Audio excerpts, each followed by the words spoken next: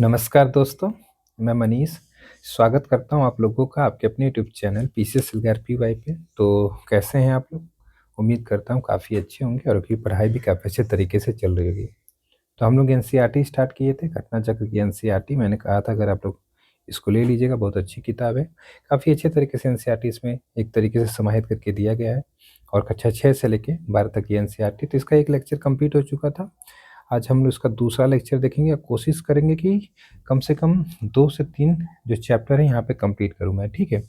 क्योंकि मैं सोच रहा हूँ इसको 4 या 3-4 मतलब 5 लेक्चर या 6 लेक्चर में पूरी बुक पढ़ा के कंपाइलेशन आप लोग को एक कंपाइल करके दे दूँ, ताकि आप लोग इसको अच्छे से देख लें और पूरा भारत का भूगोल जो एनसीईआरटी के माध्यम से आप लोग पढ़ना चाहते हैं, कंप्लीट हो जाए।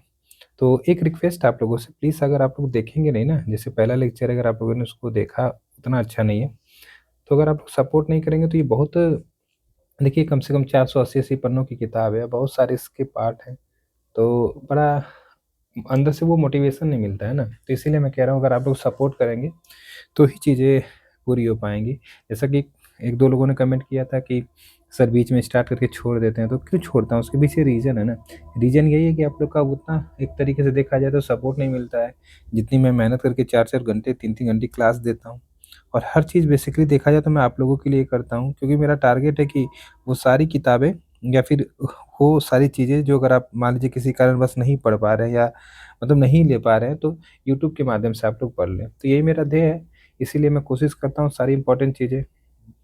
तो फिलहाल आज दूसरा लेक्चर है, आप लोगों से रिक्वेस्ट करूँगा प्लीज़ आप लोग ज़रूर वीडियो को अच्छे से शेयर करिए, ठीक? तो देखते हैं कितना यहाँ पे आज हम लोग थोड़ा-सा प्रश्न उत्तर नहीं करेंगे, क्योंकि प्रश्न उत्तर मैं सोच रहा हूँ एक वीडियो में दे दूँगा, ठीक है? आप लोग बताइएगा अगर बी जो प्रश्न उत्तर हैं वो एक वीडियो में अगर आप लोग को मिल जाए तो अच्छा है। तो इसीलिए केवल थियरी का पोर्शन पढ़ेंगे। तो चलिए फिर स्टार्ट करते हैं आज का लेक्चर, ठीक है? तो स्टार्ट करने से पहले आप लोगों से वही छोटी-सी रिक्वेस्ट है, अगर आप चैनल पे नए हो और आपने अभी तक पीसीएसएलआरपीवाई चैनल सब्सक्राइब नहीं किया है, तो एक बार ज़रूर सब्सक्राइब करें। तो चलिए फिर स्टार्ट किया जाए दूसरा जो लेक्चर आज का। दूसरा चैप्टर आपका यहाँ पे देखा जाए तो भारत का जो भौतिक स्वरूप है, बड़ा इंपॉर्टेंट चैप्टर है। बेसिकली थोड़ा-सा कॉन्सेप्चुअल चैप्टर है ये, इसमें चीज़ें बहुत अच्छे तरीके से दी गई हैं। तो इसमें हम लोग कक्षा 9 और 10 और 11 की एनसीईआरटी में ये चीज़ें मिलेंगी, जैसे कि नई वाली है, पुरानी फिर नई। तो इस तरीके की चीज़ें हैं, तो काफ़ी अच्छे तरीके से बुक बनाई गई है। तो मैं रिक्वेस्ट करूँगा अगर ये बुक सच में यूट्यूब पे पड़ जाएगी ना, अगर आप लोग इसको देख लेंगे, तो सिविल सर्विसेज़ की जो तैयारी है उसमें बहुत कह सकते हैं कि अहम योगदान आप लोगों के लिए हो जाएगा, या कह सकते हैं बड़ा अच्छा रोल निभाएगी। एनसीईआरटी बहुत अच्छे तरीके से घटना चक्र वालों ने ये बनाई है, तो इसलिए मैं कहूँगा ज़रूर देखिएगा आप लोग, ठीक है? तो सबसे पहले परिचय की अगर मैं बात करूँ थोड़ा-सा यहाँ पे, तो परिचय की अगर मैं बात करूँ यहाँ पे, तो यहाँ पे देखा जाए क्या लिखा है, देखिए कह रहा भारत विभिन्न जो स्थलाकृतियाँ हैं वाला एक विशाल देश है, जैसा मैं अभी समझाऊंगा। वास्तव में हमारे देश में विभिन्न प्रकार की भू आकृतियाँ पाई जाती है, जैसे कि पर्वत है, मैदान है, मरुस्थल है, पठार है तथा जो द्वीप समूह है। तो भारत की भूमि बहुत अधिक भौतिकी विभिन्नताएं को दर्शाती है। तो जैसा कि अगर आप भारत को देखेंगे तो भारत में बहुत सारी चीज़ें एक तरीके से कह सकते हैं स्थलाकृतियों के माध्यम से भी, मतलब स्थलाकृतियों में बहुत ज़्यादा भिन्नता पाई जाती है। जैसे पर्वत है, फिर अगर आप द जाएँगे उत्तर में पर्वत है, फिर उसके नीचे आएँगे तो मैदान है, फिर मरुस्थल है, पठार है, द्वीप समूह है। तो इस तरीके की बहुत सारी जो विभिन्नता है वो भारत में देखने को मिलती है। अब इसी में देखा जाए तो भूगर्भिक तौर पर जो प्रायद्वीपीय पठार है, ये कह सकते हैं पृथ्वी की सतह पर प्राचीनतम भाग है। जैसा कि आपको पता है कि एक समय की बात है जब पूरी पृथ्वी पर एक बड़ा-सा भूखंड हुआ करता था इस तरीके से, और ये पूरा एक तरीके से एक महासागर हुआ करता था। ठीक है? इस भूखंड का नाम क्या था? इसका नाम था पैंजिया। पैंजिया, और ये पूरा जो आपका एक तरीके से देखा जाए महासागर था, इसका नाम था पैंथालास पैंथालासा। तो ये फिर क्या हुआ, 2 हिस्सों में टूटा इस तरीके से, 2 हिस्सों में टूटा इस तरीके से। तो एक हिस्सा ये बना, एक हिस्सा ये बना। ठीक है? वे तो इस तरीके से जब टूटा तो ये जो आपका कहलाया, ये आपका कहलाया अंगारा लैंड, ठीक है? और ये आपका कहलाया गोंडवाना लैंड। इसी गोंडवाना लैंड का हिस्सा था ये प्रायद्वीपीय भारत का जो भाग है, ठीक है? इसीलिए जो प्रायद्वीपीय पठार है ये बहुत ही क्या है, तो पुराना है, प्राचीनतम है। इतनी चीज़ें यहाँ पे थोड़ा-सा आप लोग यहाँ पे याद रखिएगा। ठीक, चलिए। इसके बाद यहाँ पे क्या बात लिखी गई है कि इसे भूमि का एक बहुत ही स्थिर भाग माना जाता है। ये बहुत ही स्थिर है, ठीक है? क्योंकि इसमें हलचल उतनी नहीं होती है और देखा जाए परंतु हाल ही के भूकंप ने इस तथ्य को भी गलत साबित किया। दरअसल यहाँ पे भूकंप महाराष्ट्र में आए थे ना, तो उस कारण थोड़ा सा जो तथ्य बताया जाता है कि बहुत ही स्टेबल चीज, मतलब एक तरह से स्टेबल है, तो वो थोड़ा सा जो भ्रम है वो एक तरीके से देखा जाए तो यहाँ पे गलत साबित हुआ है। लेकिन ऐसा नहीं है, ये ज्यादातर देखा गया है कि ये बहुत ही स्थिर भाग जो आपका एक तरीके से भूभाग है, ये वाला जो प्रायद्वीपीय भारत है। प्रायद्वीपीय पठार, आग्नेय तथा रूपांतीय जो शैल होती है, जो वो एक तरीके से जो प्रायद्वीपीय पठार बेसिकली आग्नेय तथा रूपांतीय जो शैल होती है ना, वाली कम ऊंची पहाड़ियों एवं चौड़ी घाटियों से निर्मित है या बना है। अब हिमालय की बात करें तो हिमालय में उत्तरी मैदान नवीन जो स्थलाकृतियां है उस तरीके से आपका एक तरीके से बना है। जैसे कि हिमालय की उत्पत्ति आप लोग को पता है कि जब भारतीय प्लेट इस तरीके से, और इधर आपकी ये जो आपकी यूरेशिया प्लेट है, जब ये टकराई और नदियों ने इस तरीके से जो अपने अवसाद इसमें निक्षेपित किया था, यहाँ पे जो तेथीस सागर था, तो यहाँ पे वलन पड़ा, तो इस तरीके से आकृति बनी, ये कौन सी, तो हिमालय की आकृति बनी। तो यहाँ पे कह रहे हिमालय जो है एक तरीके से देखा जाए तो नवीन स्थलाकृति है। अब जब हिमालय बन गया तो इस तरीके के हिमालय बन गया, तो ये नदियां यहाँ से इस तरीके से आई, तो ये अपने द्वारा जो अवसाद लेके आए तो इस तरीके से इकट्ठा की, तो यहाँ पे क्या बना, तो जो आपका उत्तर भारत का मैदान बना, तो ये भी एक तरीके से नवीन स्थलाकृतियां हैं कंपेयर टू प्रायद्वीपीय भारत के। तो इस तरीके से देखा जाए तो हिमालय उत्तरी मैदान नवीन स्थलाकृतियां हैं। भूगर्भ वैज्ञानिक के अनुसार हिमालय पर्वत एक स्थिर भाग है, मतलब सॉरी स्थिर नहीं, अस्थिर है। ऑब्वियस सी बात है, इसमें इसकी लेंथ है बढ़ रही है, क्योंकि जो आपका इंडियन प्लेट है और यूएसएन प्लेट आपस में अभी भी टकरा रही है। ठीक है, तो इससे क्या होता है, थोड़ा थोड़ा लेंथ इसकी, ऊंचाई इसकी जो है वो बढ़ रही है। ठीक, इसलिए यह अस्थिर भाग है यहाँ पे, अगर स्थिर निकल गया गलती से, लेकिन मैं यही है कि चीजों को क्लियर कर देता हूँ यहाँ पे कि ताकि कंफ्यूजन ना रहे। ठीक है, चलिए, और जो ये हाईलाइट मैं करता हूँ वही पॉइंट हाईलाइट करता हूँ बेसिकली, जो आप नोट्स में लिख सकते हैं। अगर साथ साथ में नोट्स बना रहे हैं तो बहुत अच्छा नोट्स बन जाएगा। ठीक है, हिमालय की पूरी पर्वत श्रृंखला एक युवा स्थलाकृति को दर्शाती है, जिसमें ऊंचे शिखर हैं, गहरी घाटियां हैं तथा तेज बहने वाली नदियां हैं। यही सब आपसे प्री में एक तरीके से पॉइंट दे के पूछा जाता है, कंफ्यूजन हो जाती है। ठीक है, उत्तरी मैदान जलोढ़ निक्षेपों से बना है। जलोढ़ निक्षेप मतलब एक तरीके से जो नदियां अपने द्वारा अवसाद लेके आती है ना, वो जलोढ़ होता है, तो उसी को जलोढ़ निक्षेप कहते हैं। निक्षेप मतलब एक जगह बिछा देती है। ठीक, विषुवत वृत्त के उत्तर में स्थित होने के कारण जो भारत है, एक तरीके से देखा यहाँ पे भारत उत्तरी गोलार्ध में क्या है, तो आता है। जैसा कि आप लोग को मैंने कई बार बताया, इस तरीके से पृथ्वी हो गई, ये आपका विषुवत रेखा 0 डिग्री हो गई। तो इस तरीके से भारत देखा जाए तो 8 डिग्री से स्टार्ट हो रहा था यहाँ से ना, 8 डिग्री से 8 डिग्री 4 मिनट से भारत का अक्षांश विस्तार स्टार्ट होता है। तो इस तरीके से पूरा भारत तो आपका देखा जाए तो ये कहाँ पे, तो ये आपका नॉर्थ हेमिस्फीयर होता है, अर्थात ये आपका उत्तरी गोलार्ध होता है, इधर आपका साउथ हेमिस्फीयर होता है। तो भारत आपको पता है कि एक तरीके से देखा जाए अगर अक्षांश विस्तार के हिसाब से, तो भारत उत्तरी गोलार्ध में आपका एक तरीके से आता है। वहीं कर्क वृत्त की अगर मैं बात करूं तो कर्क वृत्त जो है 23.5 उत्तरी जो है, ये देश के लगभग 2 समान भागों में एक तरह से विभाजित करता है भारत को, जो कि 8 राज्यों से होकर कर्क रेखा गुजरती है, जैसा कि आप सबको पता है। भारत का दक्षिण जो मतलब दक्षिणी आधा भाग, जिसमें प्रायद्वीपीय भारत सम्मिलित है, उष्णकटिबंधीय में आते हैं। जैसा ये सब मैं बता चुका हूँ कि उष्णकटिबंधीय, उपोष्णकटिबंधीय, शीतोष्ण क्या होते हैं।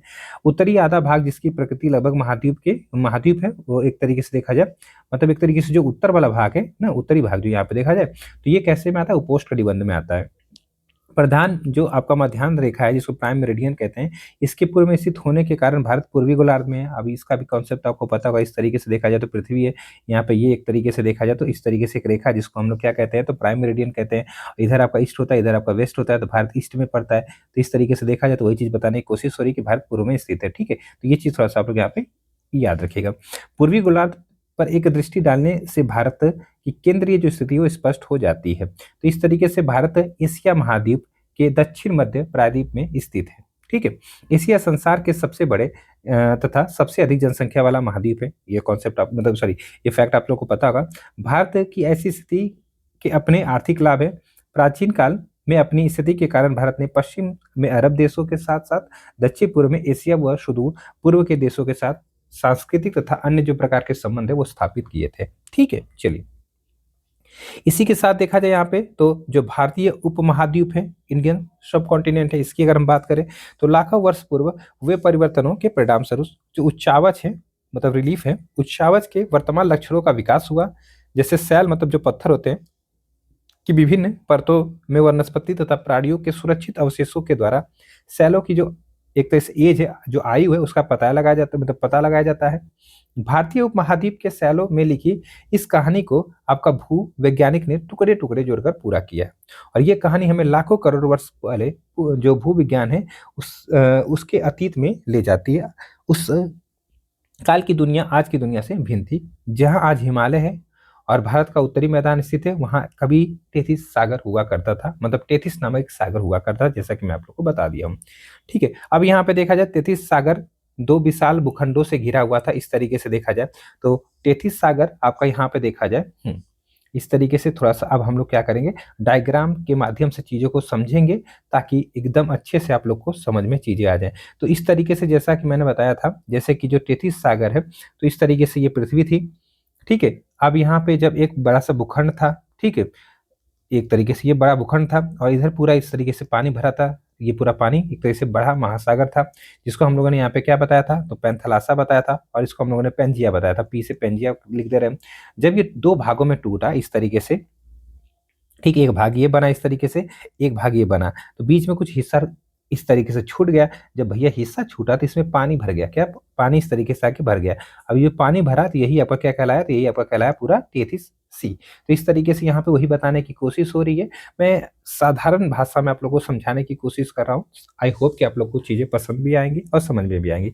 तो देखिए, तेथिस सागर के उत्तर में था आपका लोरेसिया और दक्षिण में था गोंडवाना लैंड। ठीक है, ये एक तरीके से देखा जाए तो दो, मतलब कह सकते हैं नाम के दो भूखंड थे। एक आपका उत्तर में लॉरेसिया बना, जिसको अंगारा लैंड भी कहते हैं। ठीक है, लॉरेसिया लिखिए, कोई बहुत बड़ा काम नहीं किया यहाँ पे, एग्जैक्टली इसका नाम लॉरेसिया मिलता है इसलिए लिखा है। ठीक है, फिर आपका दक्षिण में गोंडवाना, क्योंकि कंफ्यूजन हो जाती है बहुत लोगों को। ठीक है, हो जाना ही चाहिए क्योंकि हम लोग ज्यादातर अंगारा लैंड सुनते हैं। ठीक है, तो इस तरीके से ये हो गया। फिर तेथिस सागर यहाँ पे भारत और म्यांमार वर्तमान सीमा से लेकर इस तरीके से पश्चिम में दक्षिण अटलांटिक महासागर की गिनी की खाड़ी तक विस्तृत ये पूरा क्षेत्र इस तरीके से। अब यहाँ पे देखा, इसमें पश्चिम एशिया तथा अफ्रीका के जो उत्तरी पूर्वी और कह सकते हैं मध्य भाग सम्मिलित है। किसमें, गोंडवाना लैंड में। ठीक है, पश्चिमी एशिया, एक सेकंड, नहीं नहीं, ये पूरा जो आपका एक तरीके से देखा जाए यहाँ पे ये जो दोनों भूखंड उसमें बता रहा है, क्योंकि बेसिकली देखा जाए जो पश्चिम में आपका यहाँ पे देखा, जो पश्चिम एशिया है ना, वो किसमें आएगा, तो ऑब्वियस सी बात है कि अंगारा लैंड या लॉरेशिया का हिस्सा बनेगा। वहीं अफ्रीका के उत्तरी पूर्वी और मध्य भाग सम्मिलित है। ठीक है, ऐसा बताया जा रहा है। लाखों वर्ष तक तेथिस सागर के उत्तर व दक्षिण में स्थित दोनों भूखंड का अपर्दन होता रहा तथा अपरदित पदार्थ कंकर पत्थर मिट्टी गाद आदि एक तरीके से देखा जाए। यहाँ पे देखिए क्या कह रहा है, लाखों वर्ष जो तेथिस सागर था उसके उत्तर और दक्षिण में स्थित जो दोनों भूखंड थे उनका अपर्दन होता रहा तथा अपरदित पदार्थ कंकर पत्थर मिट्टी गाद आदि तेथिस सागर में गिरते रहे। तो इस तरीके से एक ये भूखंड था। ठीक है, और ये इस तरीके से पूरा पानी भरा हुआ है भैया, पूरा पानी भरा हुआ है। ठीक है, मतलब तेथिस सागर है, एक तरीके से ये भूखंड था। ठीक है, अब यहाँ की नदियां इस तरीके से जो आपका कंकर पत्थर लेके जाके यहाँ पे इकट्ठा करें, गिरा रही है कुल मिला के, और इधर की नदियां इस तरीके से। तो ये धीरे धीरे कोई भी चीज है, मान लीजिए गिलास, एक गिलास पानी लिया, उसमें धीरे धीरे कंकर पत्थर डालेंगे तो पानी तो भरेगा ना, मतलब एक तरह से पट जाएगा ना वो। तो जब ये पूरा पट गया तो इस तरीके से ये, और ये आगे भी बढ़ रहे हैं, ये इधर आ रहा है, इधर आ रहा है, तो दबाव भी पड़ेगा ना। तो कुल मिला जुला के यहाँ पे कहना ये चाह रहा है कि लाखों वर्ष तक तेथिस सागर के उत्तर और दक्षिण स्थित दोनों भूखंड का अपर्दन होता रहा तथा अपरदित पदार्थ कंकर पत्थर मिट्टी गाद आदि तेथिस सागर में जमा होता रहा। प्रायद्वीपीय भारत गोंडवाना लैंड का एक हिस्सा है, सिंपल सी बात है। गोंडवाना भूभाग के विशाल क्षेत्र में भारत, ऑस्ट्रेलिया, दक्षिण अफ्रीका तथा दक्षिण अमेरिका क्षेत्र स्थित है। ये आपका किस में आते हैं, तो ये गोंडवाना लैंड यहाँ पे देखिएगा इसके भूभाग है। ठीक है, तो भारत है, ऑस्ट्रेलिया है, दक्षिण अफ्रीका और दक्षिण अमेरिका है। और यहाँ पे देखा जाए सामान्य धाराओं ने भूप्रपटी को अनेक टुकड़ों में विभाजित कर दिया और इस प्रकार भारत और ऑस्ट्रेलिया प्लेट गोंडवाना भूमि से अलग होकर उत्तर दिशा की ओर बढ़ने लगी। तो जो भारतीय प्लेट है वो किधर बढ़ी है, तो उत्तर दिशा की ओर बढ़ी है। ये कई बार पीछे से पूछता है, उत्तर दिशा की ओर बढ़ने लगी जहां यह विशाल यूरेशियन प्लेट से टकराई और आपका हिमालय का निर्माण हुआ। तो इस तरीके की चीजें हम लोग पढ़ते हुए चल रहे हैं। ठीक है, चलिए, तो इस तरीके से यहाँ पे देख सकते हैं ये सारी चीजें बनी धीरे धीरे। अब यहाँ पे देखा जाए टकराव के परिणाम स्वरूप क्या हुआ भैया, जब टकराई तो टकराव के परिणाम स्वरूप उत्पन्न क्षैतिज दबाव, एक क्षैतिज दबाव लगा जिसके कारण तेथिस सागर में जो जमा मिट्टी थी, गाद थी, ये सब क्या हुआ, तो परतों में एक तरीके से वलन पड़ा। जो इस तरीके से मैं बता रहा था, वलन पड़ा, और यही वलन एक तरीके से कालांतर में जो वलय हुआ, पहले द्वीपों के एक श्रृंखला के रूप में, ठीक, एक श्रृंखला के रूप में उभरे और फिर लाखों वर्षों में हिमालय तथा कह सकते हैं पश्चिम एशिया के पर्वतीय जो श्रृंखला है उसके रूप में आपके विकसित हो गए। ठीक, चलिए, तेथिस के हिमालय के रूप में ऊपर उठने तथा प्रायद्वीपीय पठार के उत्तरी किनारे के नीचे धंसने के कारण एक द्रोणी का निर्माण हुआ। जब ये द्रोणी बन गई, द्रोणी मतलब एक तरीके से खाई टाइप का क्षेत्र बन गया, ठीक है।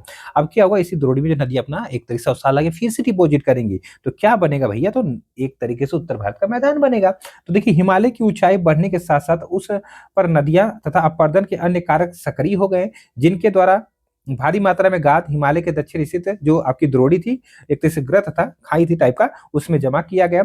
और इन्हीं अवसादी निक्षेपों द्वारा भारत व पाकिस्तान में फैले जो उत्तरी भारत के मैदान कहे जाते हैं, गंगा सिंधु मैदान, एक तरीके से विकसित हुए या फिर उनकी उत्पत्ति हुई, ठीक है।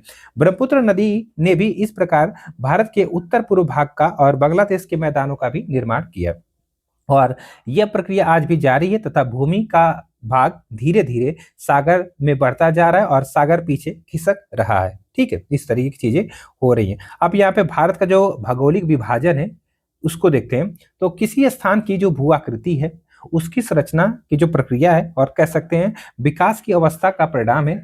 भारत में धरातलीय विभिन्नता अत्यंत महत्वपूर्ण है।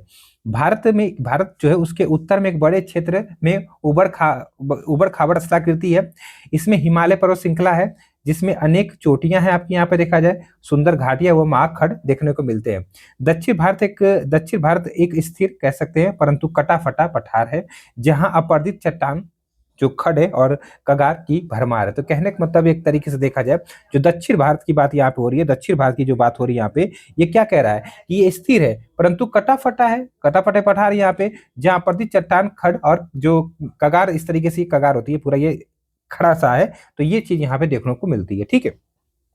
इन दोनों के बीच उत्तर भारत का विशाल मैदान स्थित है। तो इस तरीके से अगर देखा जाए तो जो ये हिमालय है और एक तरीके से जो ये आपका प्रायद्वीपीय भारत का जो क्षेत्र है, इस तरीके के, इसके बीच में ही आप कह सकते हैं यहाँ पे, तो क्या है, इसके बीच में यहाँ पे अगर मैं बनाना चाहूँ तो इस तरीके से यहाँ पे देखिए, इस तरीके से बना देता हूँ, ये उत्तर भारत का मैदान है, उत्तर भारत का मैदान है, ठीक है। इस चीज को आप लोग यहाँ पे याद रखिएगा। चलिए, इसके बाद देखा जाए क्या कहना चाह रहा है, यहाँ पे कह रहा है कि दो प्राचीन भूखंडों के टकराने के परिणाम स्वरूप एक सुगठित भारतीय उपमहाद्वीप का निर्माण यहाँ पे हुआ है। मोटे तौर पर अगर देखा जाए तो भारत को निम्नलिखित भू आकृति में हम लोग क्या कर सकते हैं, तो बांट सकते हैं। जैसे अगर देखा जाए यहाँ पे देखा जाए तो बेसिकली देखा जाए तो भू आकृति को कितने में देखिए, यहाँ पे उत्तर तथा उत्तर पूर्वी पर्वतमाला, जैसे हिमालय वाला क्षेत्र देखे पढ़ सकते हैं, उत्तर भारत का मैदान, प्रायद्वीपीय पठार, भारतीय मरुस्थल, तटीय मैदान तथा जो द्वीप समूह है। इस तरीके से एनसीईआरटी यहाँ पे 6 में बांटती है, कहीं कहीं पे यहाँ पे अगर किताबों में पढ़ेंगे तो 4 ही भाग मिलता है, बेसिकली यहाँ पे 6 याद रखिएगा ना, ठीक है, क्योंकि इसमें देखा जाए तो भारतीय मरुस्थल भी ऐड हो जाता है। अब यहाँ पे अगर देखा जाए तो अब यहाँ पे एक एक करके हम पढ़ेंगे। तो जैसे उत्तर तथा उत्तर पूर्वी जो पर्वतमाला है, देखिए अगर बात करें हम लोग थोड़ा सा यहाँ पे, तो उत्तर तथा उत्तर पूर्वी जो पर्वतमाला है उसमें हिमालय पर्वत और कह सकते हैं तथा उत्तर पूर्वी पहाड़ियां शामिल है। भारत की उत्तरी सीमा पर विस्तृत हिमालय भूगर्भिक रूप से युवा एवं बनावट की दृष्टि से देखा जाए तो यहाँ पे अगर युवा की बनावट की दृष्टि से देखा जाए तो वलित पर्वत श्रृंखला है। तो वलित मतलब समझ रहे क्या था, ये सब वलन से बने हैं, जैसा कि तैतीस सागर में जो अवसाद थे उनमें दबाव पड़ा तो वलन की क्रिया हुई, तो इस तरीके से देखा था। तो यहाँ पे क्या हुआ, देखिए वलित एक तरह से वलन पड़ा जिससे वलित पर्वत श्रृंखला का एक तरह से निर्माण होता है। और ये पर्वत श्रृंखला पश्चिम में पूर्व दिशा, जो पश्चिम से लेकर अगर पूर्व दिशा तक जाएंगे तो सिंधु से लेकर जो ब्रह्मपुत्र है ना वहां तक फैला हुआ है। तो इस तरीके से अगर आप लोग देखेंगे इस तरीके से, तो हिमालय इस तरीके से है ना, तो यह कहाँ से कहाँ तक है, तो यहाँ पे देखा जाए सिंधु से लेकर, सिंधु नदी है बेसिकली, वहां से लेके जो ब्रह्मपुत्र नदी है वहां तक फैला है। तो इस तरीके का आप लोग यहाँ पे चीजों को याद कर सकते हैं। अब यहाँ पे देखा जाए हिमालय में कई समानांतर पर्वत श्रृंखला है, इनमें से जो बृहद हिमालय है, फिर पार हिमालय है, मतलब जैसे कि बृहद हिमालय, पार हिमालय से पार हिमालय तो पहले लिखना चाहिए था, ठीक है। श्रृंखलाएं मध्य हिमालय और शिवालिक है। तो यहाँ पे अगर देखा जाए तो जैसे कि पार हिमालय मतलब वही ट्रांस हिमालय हो जाता है सबसे पहले, और फिर इसके बाद ये पूरा बृहद हिमालय आता है, फिर आपका इस तरीके से थोड़ा भागों में इस तरीके से लघु हिमालय, फिर शिवालिक है। तो कुल मिलाजुला की ये सारी चीजें यहाँ पे देखने को मिलती है, ठीक है। अब यहाँ पे देखा जाए तो भारत के उत्तरी पश्चिमी भाग में हिमालय की ये श्रेणियां उत्तर पश्चिम दिशा से दक्षिण पूर्व दिशा की ओर फैली हुई हैं। तो क्या मतलब समझे यहाँ पे, तो ये कह रहा है कि जो भारत में उत्तरी पश्चिमी भाग में जो हिमालय है ये उत्तर पश्चिम से मतलब समझिएगा यहाँ पे ध्यान से, ठीक है। इस तरीके से अगर भारत का मैप बनाना चाहेंगे तो इस तरीके से उत्तर पश्चिम से लेते हुए इस तरीके से आते हुए इस तरीके से उत्तर पश्चिम से किधर, तो दक्षिण पूर्व की ओर है। दक्षिण पूर्व का मतलब समझ रहे, इस तरीके से देखा जाए तो इधर से जाएंगे तो दक्षिण पूर्व हो जाएगा ना, तो इस तरीके से भी है। तो ये पूरा बताने की कोशिश यहाँ पे हो रही है कि जो आपका हिमालय है ये उत्तर पश्चिम दिशा से दक्षिण पूर्व की दिशा में फैला हुआ है, ठीक है। दार्जिलिंग और सिक्किम क्षेत्रों में ये श्रेणियां पूर्व पश्चिम दिशा में फैली हैं, जबकि अरुणाचल प्रदेश में ये दक्षिण पश्चिम से उत्तर पश्चिम की ओर घूम जाती हैं। ठीक है, और मिजोरम हो गया, नागालैंड तथा मणिपुर में ये पहाड़ियां उत्तर दक्षिण दिशा में फैली हुई हैं। तो कुल मिला जुला के अगर देखा जाए तो वही चीज में जो अभी आपको बताया वही यहाँ पे बताने की कोशिश हो रही है। हिमालय की बात करें तो हिमालय जो विश्व की सबसे ऊंची पर्वत श्रेणी है और एक अत्यधिक असम अवरोधों जैसे मोस्ट रग्ड वैरियर टाइप है ये में से एक है। हिमालय की ये जो श्रृंखलाएं हैं ये आपका देखा जाए तो 2400 किलोमीटर की लंबाई में एक अर्धवृत्त का निर्माण करती है। तो इस तरीके से अगर देखा जाए तो हिमालय आपका इस तरीके से ये भारत का मैप हो गया। ठीक है, तो इस तरीके से अगर देखा जाए तो हिमालय इस तरीके से है, तो लगभग एक अर्धवृत्त का यहाँ पे निर्माण करता है। ठीक है, वही चीज यहाँ पे बताने की कोशिश हो रही है। और अगर देखा जाए यहाँ पे तो इसकी चौड़ाई लगभग कितनी, मतलब लंबाई के लिए याद रखिएगा तो 2400 किलोमीटर एनसीईआरटी बता रही है। इसको माने कहीं कहीं 2500 मिलता है, लेकिन 2400 किलोमीटर एनसीईआरटी के हिसाब से है। ठीक है, और इसकी चौड़ाई अगर कश्मीर में देखा जाए तो 400 किलोमीटर है और अरुणाचल प्रदेश में 150 किलोमीटर है। ठीक है, पश्चिम भाग की अपेक्षा जो पूर्वी भाग है ये बड़ा इंपॉर्टेंट चीज आती है कंफ्यूजन कराने के लिए। जो पश्चिम भाग है उसकी अपेक्षा यहाँ पे देखिए, पश्चिम भाग की अपेक्षा जो पूर्वी भाग है इसकी ऊंचाई अधिक है, क्योंकि पूरब में ही तो माउंट एवरेस्ट वगैरह है। ठीक है, तो ये थोड़ा सा ज्यादा ऊंचा है, वही चीज यहाँ पे बताने की कोशिश हो रही है कि पश्चिम भाग की अपेक्षा पूर्वी भाग की ऊंचाई अधिक विविधता पाई जाती है। ठीक है, अब यहाँ पे अगर देखा जाए थोड़ा सा हिमालय के पूरे जो देशांतरीय विस्तार है, एक तरीके से देखा जाए देशांतरीय विस्तार के साथ हिमालय को 3 भागों में बांट सकते हैं। इन श्रृंखलाओं के बीच बहुत अधिक जनसंख्या में जो घाटियां वो पाई जाती हैं। जैसे सबसे उत्तरी अगर भाग की मैं बात करूं, यहाँ पे सबसे उत्तरी जो भाग है यहाँ पे देखिएगा, सबसे उत्तरी भाग में स्थित श्रृंखला को महान या फिर कह सकते हैं आंतरिक हिमालय, ठीक है, या फिर हिमाद्री कहते हैं। हिमाद्री इसलिए कहते हैं कि ये पूरे साल हिम से आच्छादित रहता है, इसीलिए मतलब ढका रहता है, इसलिए हिमाद्री कहते हैं। ठीक है, और ये सबसे अधिक सतत मतलब सबसे ज्यादा कंटिन्यूअस है ये। ठीक है, इसमें देखा जाए तो 6000 मीटर की औसत ऊंचाई है और सर्वाधिक ऊंचे जो शिखर है इसी में आपको देखने को मिलेंगे, जो आपका बृहद हिमालय। इसमें हिमालय के सभी मुख्य शिखर हैं। ठीक है, महान हिमालय के वलय की जो प्रकृति है अश्रमित है, कहने का मतलब एक तरह से असिमेट्रिकल होती है ना। ठीक है, अगर देखा जाए यहाँ पे थोड़ा सा जो आपका हिमालय है, हिमालय की अगर मैं बात करूँ थोड़ा सा, यहाँ पे हिमालय के जो भाग है उसकी बात करूँ यहाँ पे कैसे ये एक तरह से असिमेट्रिकल है। हिमालय के इस भाग को एक तरह से देखा जाए तो जो ये भाग है इसका क्रोड जो है, जैसे अंदर वाला जो भाग है ना वो ग्रेनाइट का बना है, कई बार पूछा है ये। ठीक है, हिमालय की जो बृहद हिमालय है उसका जो क्रोड है वो ग्रेनाइट का बना है और यह श्रृंखला हमेशा बर्फ से ढकी रहती है तथा इसमें बहुत सी हिमानियों का प्रवाह आपका होता है। अब हिमाद्री के दक्षिण में स्थित पर्वत श्रृंखला सबसे अधिक असमान एवं कह सकते हिमाचल हिमालय या निम्न हिमालय के नाम से जानी जाती है। अब ये थोड़ा सा ना देखा जाए तो लगातार नहीं है, ये इस तरीके से है। ठीक है, मतलब असतत है, ये असतत है, यही यहाँ पे बताने की कोशिश हो रही है। और इन श्रृंखलाओं का निर्माण मुख्यतः अत्यधिक संपीड़ित जो आपका एक तरीके से देखा जाए यहाँ पे देखिए संपीड़ित तथा जो परिवर्तित शैल है ना उससे हुआ है। और इनकी औसत ऊंचाई यहाँ पे देखा जाए तो 3700 से 4500 मीटर के बीच है और औसत चौड़ाई इसकी 50 किलोमीटर है, किसकी, मध्य हिमालय। ठीक है, याद रखिएगा। पीर पंजाब श्रृंखला सबसे लंबी कह सकते हैं तथा सबसे महत्वपूर्ण श्रृंखला है किसकी, तो मध्य हिमालय की, तथा धौलाधर हो गया, महाभारत श्रृंखला भी इसमें महत्वपूर्ण है मध्य हिमालय में। ठीक है, इसी श्रृंखला में कश्मीर घाटी तथा हिमाचल की कांगड़ा एवं कुल्लू घाटी पाई जाती है। बेसिकली आपसे प्रश्न बनता तो बृहद हिमालय और जो आपका लघु हिमालय इसके मध्य आपका इस तरीके से कश्मीर घाटी पाई जाती है। तो ये थोड़ा सा आप लोग यहाँ पे याद रखिएगा। ठीक है, इसके बाद देखा जाए यहाँ पे तो इस क्षेत्र को पहाड़ी जो नगर है उनके लिए जाना जाता है। हिमालय की सबसे बाहरी श्रृंखला को शिवालिक कहा जाता है, ये भी आप लोग को पता है, कई बार मैं बता चुका हूँ। इसकी चौड़ाई देखा जाए तो 10 से 50 किलोमीटर तथा ऊंचाई 900 से आपका 1100 मीटर के बीच है। और ये जो श्रृंखला है उत्तर में स्थित जो हिमालय उसकी श्रृंखला से नदियों द्वारा लाई गई जो असंपीड़ित अवसाद है उससे आपकी बनी हुई है। और ये घाटियां एक तरह से बजरी तथा जलोढ़ मिट्टी जो होती है, मतलब बजरी हो गई तथा जलोढ़ की जो मोटी परत उससे ढकी हुई है। अब हम बात करेंगे थोड़ा सा भैया यहाँ पे जो निम्न हिमालय है अर्थात जिसको लेजर हिमालय, ठीक है, या फिर कह सकते हैं कि आपका शिवालिक है, मतलब एक तरह से, तथा शिवालिक के बीच यहाँ पे क्या कहना मतलब है, निम्न हिमालय मतलब वो जो मध्य हिमालय था तथा शिवालिक के बीच स्थित लंबोद घाटी को हम लोग दून कहते हैं। बेसिकली जो आपका मध्य हिमालय है और जो शिवालिक है इसके बीच जो घाटियां आपको देखने को मिलेंगी ना उसको हम लोग दून कहते हैं। जैसे देहरादून हो गया, आपका कोटली दून हो गया, पाटली दून हो गया। तो इस तरीके की चीजों को आप लोग यहाँ पे थोड़ा सा याद कर सकते हैं, क्योंकि लगभग आपका यहाँ पे पूछी जाती है। ठीक है, चलिए। उत्तर दक्षिण के अतिरिक्त हिमालय को पश्चिम से पूर्व तक स्थित क्षेत्रों के आधार पर हम विभाजित कर सकते हैं। इन वर्गीकरण को नदियों की घाटियों की सीमाओं के आधार पर बांटा गया है। जैसा कि आपको पता है कि वैज्ञानिक एक भूगोलवेता थे सर डी बुराड, ये विभाजन उन्होंने किया था। उदाहरण के लिए सतलज और सिंधु के बीच आपका यहाँ पे देखा जाए तो पंजाब हिमालय या फिर कश्मीर हिमालय भी इसको कहते हैं के नाम से जाना जाता है। लेकिन पश्चिम से पूर्व तक क्रमशः इसे कश्मीर तथा हिमाचल हिमालय के नाम से भी जाना जाता है। सतलज तथा काली नदी, यहाँ पे देखिएगा जो नदी मैं बता रहा हूँ ये बड़ी इंपॉर्टेंट है। सतलज तथा काली नदियों के बीच अगर देखा जाए यहाँ पे तो जो हिमालय इसका नाम है कुमायूं हिमालय। ठीक है, और यहाँ पे देखा जाए काली तथा तीस्ता नदियों के मध्य आपका यहाँ पे आता है क्या, नेपाल हिमालय। ठीक है, नेपाल हिमालय यहाँ पे देखा जाए तो। और आगे देखिएगा तीस्ता तथा जो दिहांग या फिर कह सकते हैं ब्रह्मपुत्रा भी मिलता है, वैसे दिहांग ज्यादा मिलता है। ठीक है, नदी की बात करें तो क्योंकि जो ब्रह्मपुत्रा उसके नाम उसका बाद उसका नाम पड़ता है ना, तो यहाँ पे असम हिमालय आ जाता है। ठीक है, तो इस तरीके से ये हिमालय का कह सकते हैं प्रादेशिक विभाजन है। ठीक है, अब यहाँ पे अगर देखा जाए ब्रह्मपुत्र हिमालय की सबसे पूर्वी सीमा आपका यहाँ पे देखा जाए तो जो ब्रह्मपुत्र है ये आपका हिमालय की सबसे पूर्वी सीमा बनाती है।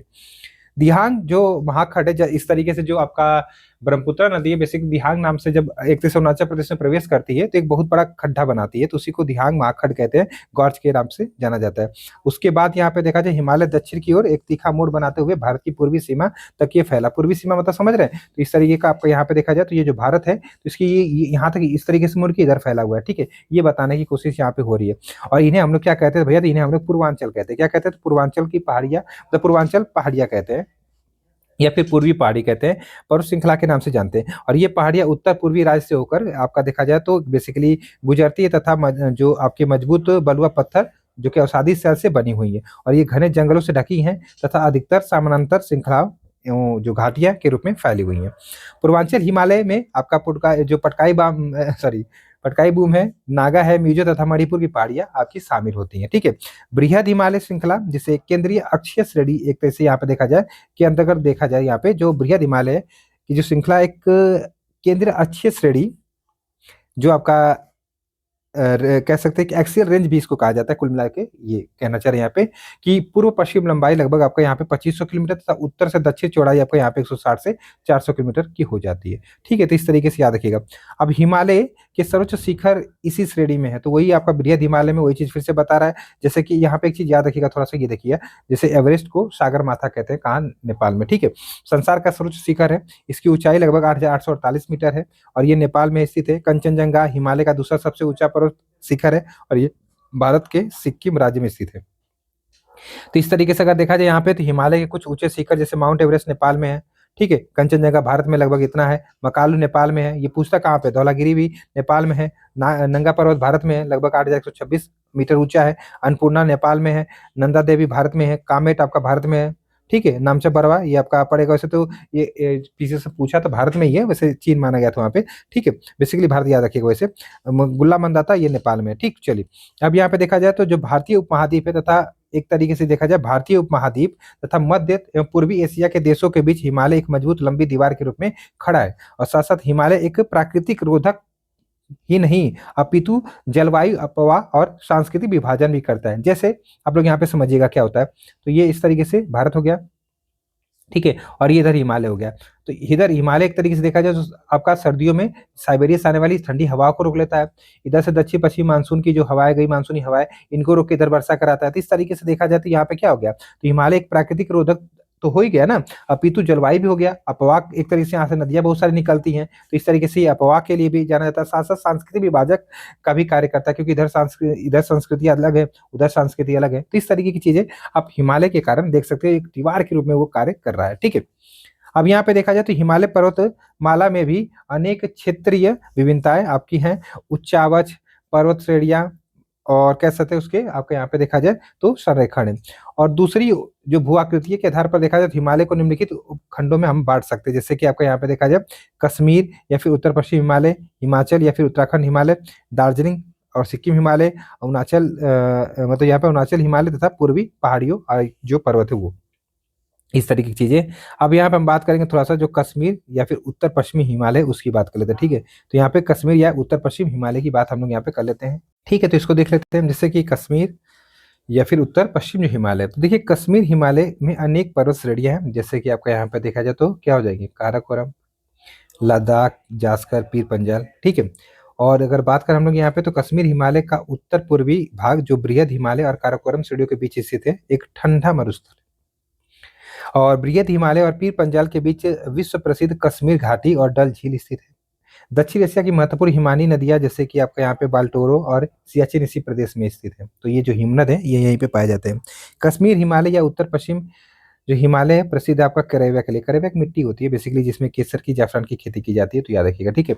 बृहद हिमालय में जो जिला पीर पंजाल के बनिहाल, जास्कर श्रेणी में फोटुला और लद्दाख श्रेणी में खारदुंगला जैसे महत्वपूर्ण ये दर्रे आपके पाए जाते हैं। महत्वपूर्ण एक तरह से मीठे पानी की अलावा लिखा है ना यहाँ पे, झीलें जैसे कि डल और वुलर झील तथा कुछ नमकीन झीलें जैसे कि आपका यहाँ पे पेंगोंग सो, ठीक है, और सोमोरारी झील भी इसी क्षेत्र में पाई जाती हैं।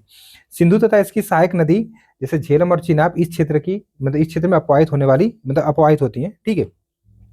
कश्मीर और उत्तर पश्चिमी हिमालय विलक्षण सौंदर्य और खूबसूरत दृश्य जो स्थल है उसके लिए जाना जाता है। हिमालय की यही रोमांचक कह सकते हैं दृश्यावली पर्यटकों के लिए आकर्षण का केंद्र बन जाती है। कुछ प्रसिद्ध तीर्थ स्थान जैसे कि वैष्णो देवी, मतलब वैष्णो देवी जी का मंदिर है यहाँ पे, अमरनाथ गुफा और चरार शरीफ भी यहाँ यहीं पे स्थित है। और यहाँ बहुत से तीर्थयात्री प्रतिवर्ष आते हैं। जम्मू और कश्मीर की राजधानी श्रीनगर झेलम नदी के किनारे स्थित है और श्रीनगर में डल झील एक रोचक प्राकृतिक स्थल है। कश्मीर घाटी में झेलम नदी युवावस्था में बहती है तथा विसर्प जो होता है ना वो निर्माण करती है। कहने का मतलब थोड़ा सी घाटियां तो वहां पे नदियां इस तरीके से बहने लगती है, तो यही विसर्प होता है, ठीक है। तो ये विसर्प का निर्माण करती है झेलम नदी, ठीक है।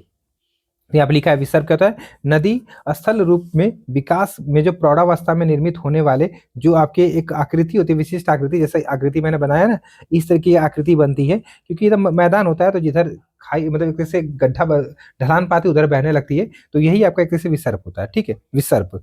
चलिए एक रोचक तथ्य यहाँ पे थोड़ा एनसीईआरटी के माध्यम से जान लेते हैं कि कश्मीर घाटी में झेलम नदी का जो विसर्पी बहाव है वो रोचक है और ये पूर्व समय में स्थित एक बड़ी झील के कारण है जिसका एक हिस्सा वर्तमान डल झील है और यही बड़ी झील झेलम नदी के लिए एक स्थानीय न्यूनतम आधार दे रही है, ठीक है। अब यहाँ पे देखा जाए तो प्रदेश के दक्षिणी भाग में अनुदैव घाटियां हैं, मतलब एक तरह से लॉन्गिट्यूडनल क्या है वैली पाई जाती हैं जिन्हें हम लोग दून कहते हैं। और इनमें आपका जम्मू दून और आपका पठानकोट दून आदि प्रमुख है। चलिए अब दूसरा आपका यहाँ पे देखेंगे हम लोग जो हिमाचल और उत्तराखंड हिमालय। देखिए इसकी अगर बात करें तो हिमालय का ये हिस्सा पश्चिम में रावी नदी और पूर्व में काली नदी जो आपका घाघरा की सहायक नदी है उसके बीच आपका ये स्थित है, ठीक है। और अगर बात करें जैसे लघु हिमालय जो स्थित है ये 1000 से 2000 मीटर की ऊंचाई वाले पर्वत ब्रिटिश प्रशासन के लिए मुख्य आकर्षण के केंद्र रहे। कुछ महत्वपूर्ण नगर जैसे कि धर्मशाला, मसूरी, कसौली, अल्मोड़ा, आपका लैंसडाउन और रानीखेत इसी क्षेत्र में स्थित है। इस क्षेत्र की दो महत्वपूर्ण स्थलाकृतियां आपका शिवालिक और दून है, ठीक है।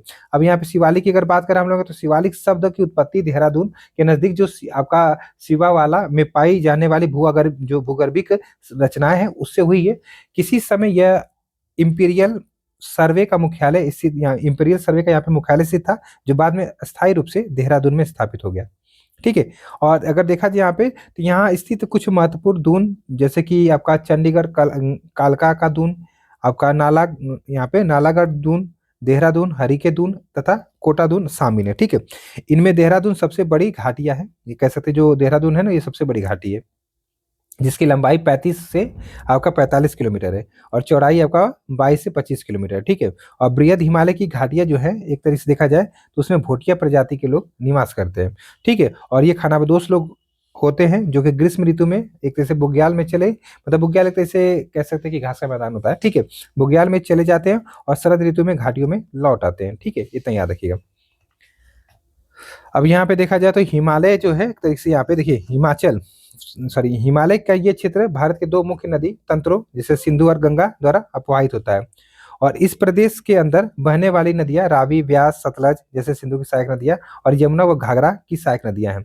तो हिमालय का सुदूर उत्तरी भाग लद्दाख के ठंडे मरुस्थल का विस्तार है और लाहौल एवं स्पीति जिले के उपमंडल में स्थित है। हिमालय बेसिकली देखा जाए तो तीन मुख्य जो पर्वत श्रृंखला है जैसे कि आपका बृहद हिमालय, लघु हिमालय, ठीक है, और आपका यहाँ पे देखा उत्तर दक्षिण दिशा में फैली शिवालिक श्रेणी इस हिमालय खंड में आपका स्थित। तो इस तरीके से चीजें आप लोग यहाँ पे देख सकते हैं, ठीक। ये देखिए आपको यहाँ पे पूरा दिखाने की कोशिश हो रही है, तो सिंधु का मैदान हो जाएगा, इस तरीके की चीजें हैं, ठीक है। चलिए कोई बहुत इंपॉर्टेंट नहीं है यहाँ पे, तो ये थोड़ा सा याद रखिएगा। अब यहाँ पे देखा जाए थोड़ा सा बुग्याल बेसिकली, तो ये क्या होता है, ऊंचाई पर स्थित घास के मैदान होता है, जैसा कि मैंने आप लोगों को पहले ही बता दिया था। प्रसिद्ध फूलों की घाटी इसी पर्वत जो पर्वतीय क्षेत्र इसमें स्थित है, गंगोत्री, यमुनोत्री, केदारनाथ, बद्रीनाथ और हेमकुंड साहिब भी इसी इलाके में है। और इस क्षेत्र में 5 प्रसिद्ध प्रयाग नदी संगम स्थित है, आगे आएगा तो हम लोग देख लेंगे, ठीक है। चलिए अब यहाँ पे बात करते हैं हम लोग दार्जिलिंग और सिक्किम हिमालय। तो दार्जिलिंग और सिक्किम हिमालय की बात करें तो इसके पश्चिम में नेपाल हिमालय और पूर्व में भूटान हिमालय है। और ये छोटा परंतु हिमालय का बहुत महत्वपूर्ण भाग है। इन पर्वतों इन पर्वतों के ऊंचे शिखर पर लेप्चा जनजाति एक तरह से सिक्किम पाई जाती है, जो आपको पता होगा। और दक्षिण भाग में विशेषकर आपका जो दार्जिलिंग हिमालय में मिश्रित जनसंख्या, जिसमें नेपाली, बंगाली और मध्य भारत की जनजाति शामिल पाई जाती है, ठीक है। यहाँ की जो प्राकृतिक दशाएं हैं, जैसे कि मध्य ढाल, गहरी व जीवाश्म युक्त मिट्टी, ठीक है, और संपूर्ण वर्षा का होना और मंद शीत ऋतु का फायदा उठाकर अंग्रेज ने यहाँ चाय के बागान लगाए थे, तो ये याद रखिएगा। शेष हिमालय से यह क्षेत्र भिन्न है क्योंकि यहाँ दुगार स्थलाकृति पाई जाती है, जिनका उपयोग चाय बागान लगाने के लिए किया जाता है। तो इस तरीके से अगर देखा जाए तो सिक्किम और दार्जिलिंग हिमालय अपने जो एक तरह से सुंदर रमणीय सौंदर्य वनस्पति जात व प्राणी जात कह सकते हैं, और आर्किड के लिए आपका यहाँ पे देखा जाए तो जाना जाता है। अब यहाँ पे हम लोग बात करेंगे जो आपका एक तरीके से यहाँ पे अरुणाचल हिमालय, ठीक है। अगर बात करें यह बृहद जो ये पर्वत क्षेत्र है, भूटान हिमालय से लेकर पूर्व में दीफू दर्रे तक फैला है। इस पर्वत श्रेणी की सामान्य दिशा एक तरह से दक्षिण पूर्व से उत्तर पूर्व है। इस क्षेत्र की मुख्य चोटियां आपका देखा जाए तो कांगतू और नामचा बरवा शामिल है। और ये पर्वत श्रेणियां उत्तर से दक्षिण दिशा में तेज बहती है, मतलब बहती हुई हैं, और गहरे गार्ज बनाने वाली नदियों द्वारा एक तरह से विक्षेपित क्या होती हैं, ठीक है। तो इस तरीके से याद रखिएगा। और अगर देखा जाए यहाँ पे थोड़ा सा इसी में आगे इसमें देखा जाए तो ये लिखा है कि जो नामचा बरवा है को पार करने के बाद जो ब्रह्मपुत्र नदी है एक गहरा गार्ज बनाती है, ठीक है।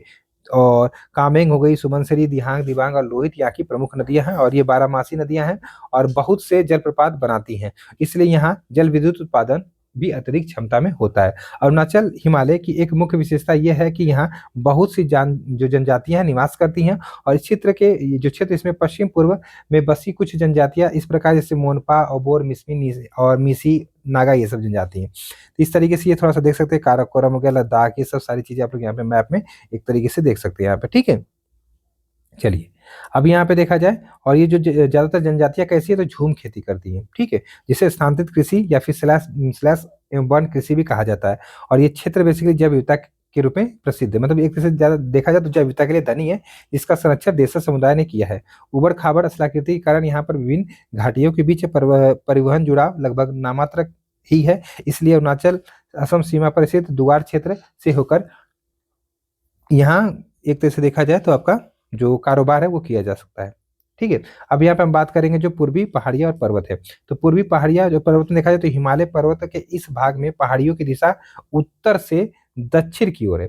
तो उत्तर से दक्षिण की ओर मतलब इस तरीके का है, ठीक है, इस तरीके का है, ठीक है, उत्तर से दक्षिण की ओर है। ये पहाड़ियाँ विभिन्न स्थानीय नामों से आपकी जानी जाती हैं, जैसे कि अगर देखा जाए तो उत्तर में आपका पटकाई बूम, ठीक है, फिर उसके बाद नागा पहाड़ी, फिर मणिपुर पहाड़ी, और फिर दक्षिण में मिजो या लुसाई पहाड़ी आती है, ठीक है। और यह नीची पहाड़िया का क्षेत्र है जहां अनेक जनजातियां झूम या स्थानांतरित कृषि करते हैं, ठीक है। और यहाँ ज्यादातर पहाड़ियां छोटे और बड़े नदी नालों द्वारा अलग होती है। मिजोरम जिसे कि मेलोसिस बेसिन कहा जाता है, एक तरह से मृदुल ये आपकी और असंगठित चट्टान होती है। तो मेलोसिस बेसिन कई बार पीसीएस में पूछा है, तो ये क्या होती है, तो मिजोरम में पाए जाने वाली मृदुल और कह सकते हैं कि असंगठित चट्टान से बना है। बराक मणिपुर और मिजोरम की एक प्रमुख नदी है। मिजोरम और मणिपुर की दो नदियां बराक नदी की सहायक नदी है, जो कि मेघना नदी की एक सहायक नदी है। तो इस तरीके से आप लोग यहाँ पे याद रखिएगा, ठीक है। ये सारी चीज यहाँ पे बताने की कोशिश हो रही है, जैसे कि आपका पटकाई बूम, फिर आपको यहाँ पे नागा श्रेणी है, फिर आपका मिजो है, ठीक है। इस तरीके की श्रेणी आप लोग यहाँ पे देख सकते हैं ना, ठीक है। ये गारो खासी जयंतियां हो गई, ठीक। और इस तरीके से सारी चीजें यहाँ पे देखने के लिए मिल रही हैं, ठीक है ना। चलिए अब यहाँ पे देखा जाए जो मणिपुर है, मणिपुर के पूर्वी भाग में बहने वाली नदियां आपका चिंदविन एक नदी है कि सहायक है। यहाँ पे देखिए मणिपुर के पूर्वी भाग में बहने वाली नदी चिंदविन नदी की सहायक है, जो कि म्यांमार में बहने वाली जो इरावदी नदी है उसकी सहायक नदी है, ठीक है, ये भी याद रखिएगा। अब यहाँ पर लोकटक झील की बात करें तो मणिपुर की जो घाटी है उसके मध्य में स्थित है, और ये झील चारों ओर से पहाड़ियों से घिरी है। यहाँ पे देखा जाए नागालैंड में बहने वाली ज्यादातर नदियां ब्रह्मपुत्र नदी की सहायक नदियां हैं। बेसिकली लोकटक झील के बारे में हम लोग अच्छे से और पढ़ेंगे, यहाँ पे बस बताने की कोशिश कर रहा है कि मणिपुर में लोकटक झील है, ठीक है। अब यहाँ पे बात करते हैं हम लोग जो उत्तर भारत का मैदान है, ठीक है, उत्तर भारत का मैदान आप देख लेते जल्दी से। देखिए, अगर उत्तर भारत के मैदान की बात करें तो उत्तरी मैदान 3 प्रमुख नदी जो प्रणाली है, जैसे कि सिंधु, गंगा एवं ब्रह्मपुत्र है ना, तथा इसकी सहायक नदियों के द्वारा ये निर्मित है। और बेसिकली ये मैदान जलोढ़ जो मृदा होती है ना, उससे बना हुआ है। लाखों वर्ष के हिमालय जो गिरिपद है, अर्थात जो हिमालय का फुट हिल्स था, उसमें बेसिकली जो नदियाँ अपने द्वारा पानी लेके, मतलब अवसाद लेके आई, इकट्ठा की, तो ये आपका जो मैदान है एक तरीके से बना। ठीक है, जलोढ़ के निक्षेप हुआ, जिससे ये उपजाऊ मैदान का निर्माण हुआ। और ये लगभग आपका देखा जाए 7 लाख वर्ग किलोमीटर के क्षेत्र में फैला हुआ है। मैदान लगभग 2400 किलोमीटर लंबा है और 240 से 320 किलोमीटर ये चौड़ा है। ठीक है, इतना याद रखिएगा। और ये सघन जनसंख्या वाला भौगोलिक एक ऐसे क्षेत्र है, बहुत सारी जनसंख्या, पूरी जनसंख्या तो लगभग ज्यादातर यही पे निवास करती है। समृद्ध मृदा आवरण, पर्याप्त पानी की उपलब्धता एवं अनुकूल जलवायु के कारण कृषि की दृष्टि से ये भारत का अत्यधिक उपजाऊ क्षेत्र भी हो जाता है। जो आपके उत्तरी पर्वत से आने वाली नदियां निक्षेपण कार्य में लगी हुई हैं। नदी के निचले भागों में ढाल कम होने के कारण नदी की गति कम हो जाती है, जिसके परिणाम स्वरूप यहाँ पे देखा जाए। ठीक है, तो इसको याद रखिएगा आप लोग। यहाँ पे एक चीज मैं आप लोग को और समझा दूं, यहाँ पे ये जो नदियां है ना, इनके निचले भाग में एक जैसे गाद जो एकत्र हो जाने के कारण क्या होता है, तो बहुत सी धाराएं बढ़ जाती हैं। ठीक है, और इन्हीं धाराओं को हम लोग वितरिका या फिर जो डिस्ट्रीब्यूटरीज होती है वो कहते हैं। बस सिंपल सा ये बताने की कोशिश यहाँ पे करना चाह रहा था मैं आप लोगों को। और उत्तरी मैदान है, इसको मोटे तौर पर 3 उपवर्गों में हम बांट सकते हैं। जो उत्तरी मैदान के पश्चिमी भाग को पंजाब का मैदान कहा जाता है। सिंधु तथा इसकी सहायक नदियां के द्वारा बनाए गए इस पंजाब के मैदान को बहुत बड़ा पाकिस्तान, जो ये एक तरह से यहाँ पे ये समझाना चाह रहा है कि सिंधु तथा इसकी जो सहायक नदी के द्वारा जो मैदान बने हैं ना, इसका बेसिकली देखा जाए तो बहुत बड़ा भाग पाकिस्तान में भी स्थित है। और सिंधु तथा इसकी सहायक नदियां जैसे झेलम, चिनाब, रावी, व्यास और सतलज जो है हिमालय से निकलती है। मैदान के इस भाग को एक तरह से देखा जाए तो दोआब की संख्या जो है एक तरह से बहुत अधिक है। दोआब बेसिकली क्या होता है ना, जहाँ पे 2 नदियां मिलती हैं तो उसको दोआब का क्षेत्र कहा जाता है। बेसिकली यहाँ पे लिखा भी होगा, एनसीईआरटी तो लिखा होगा।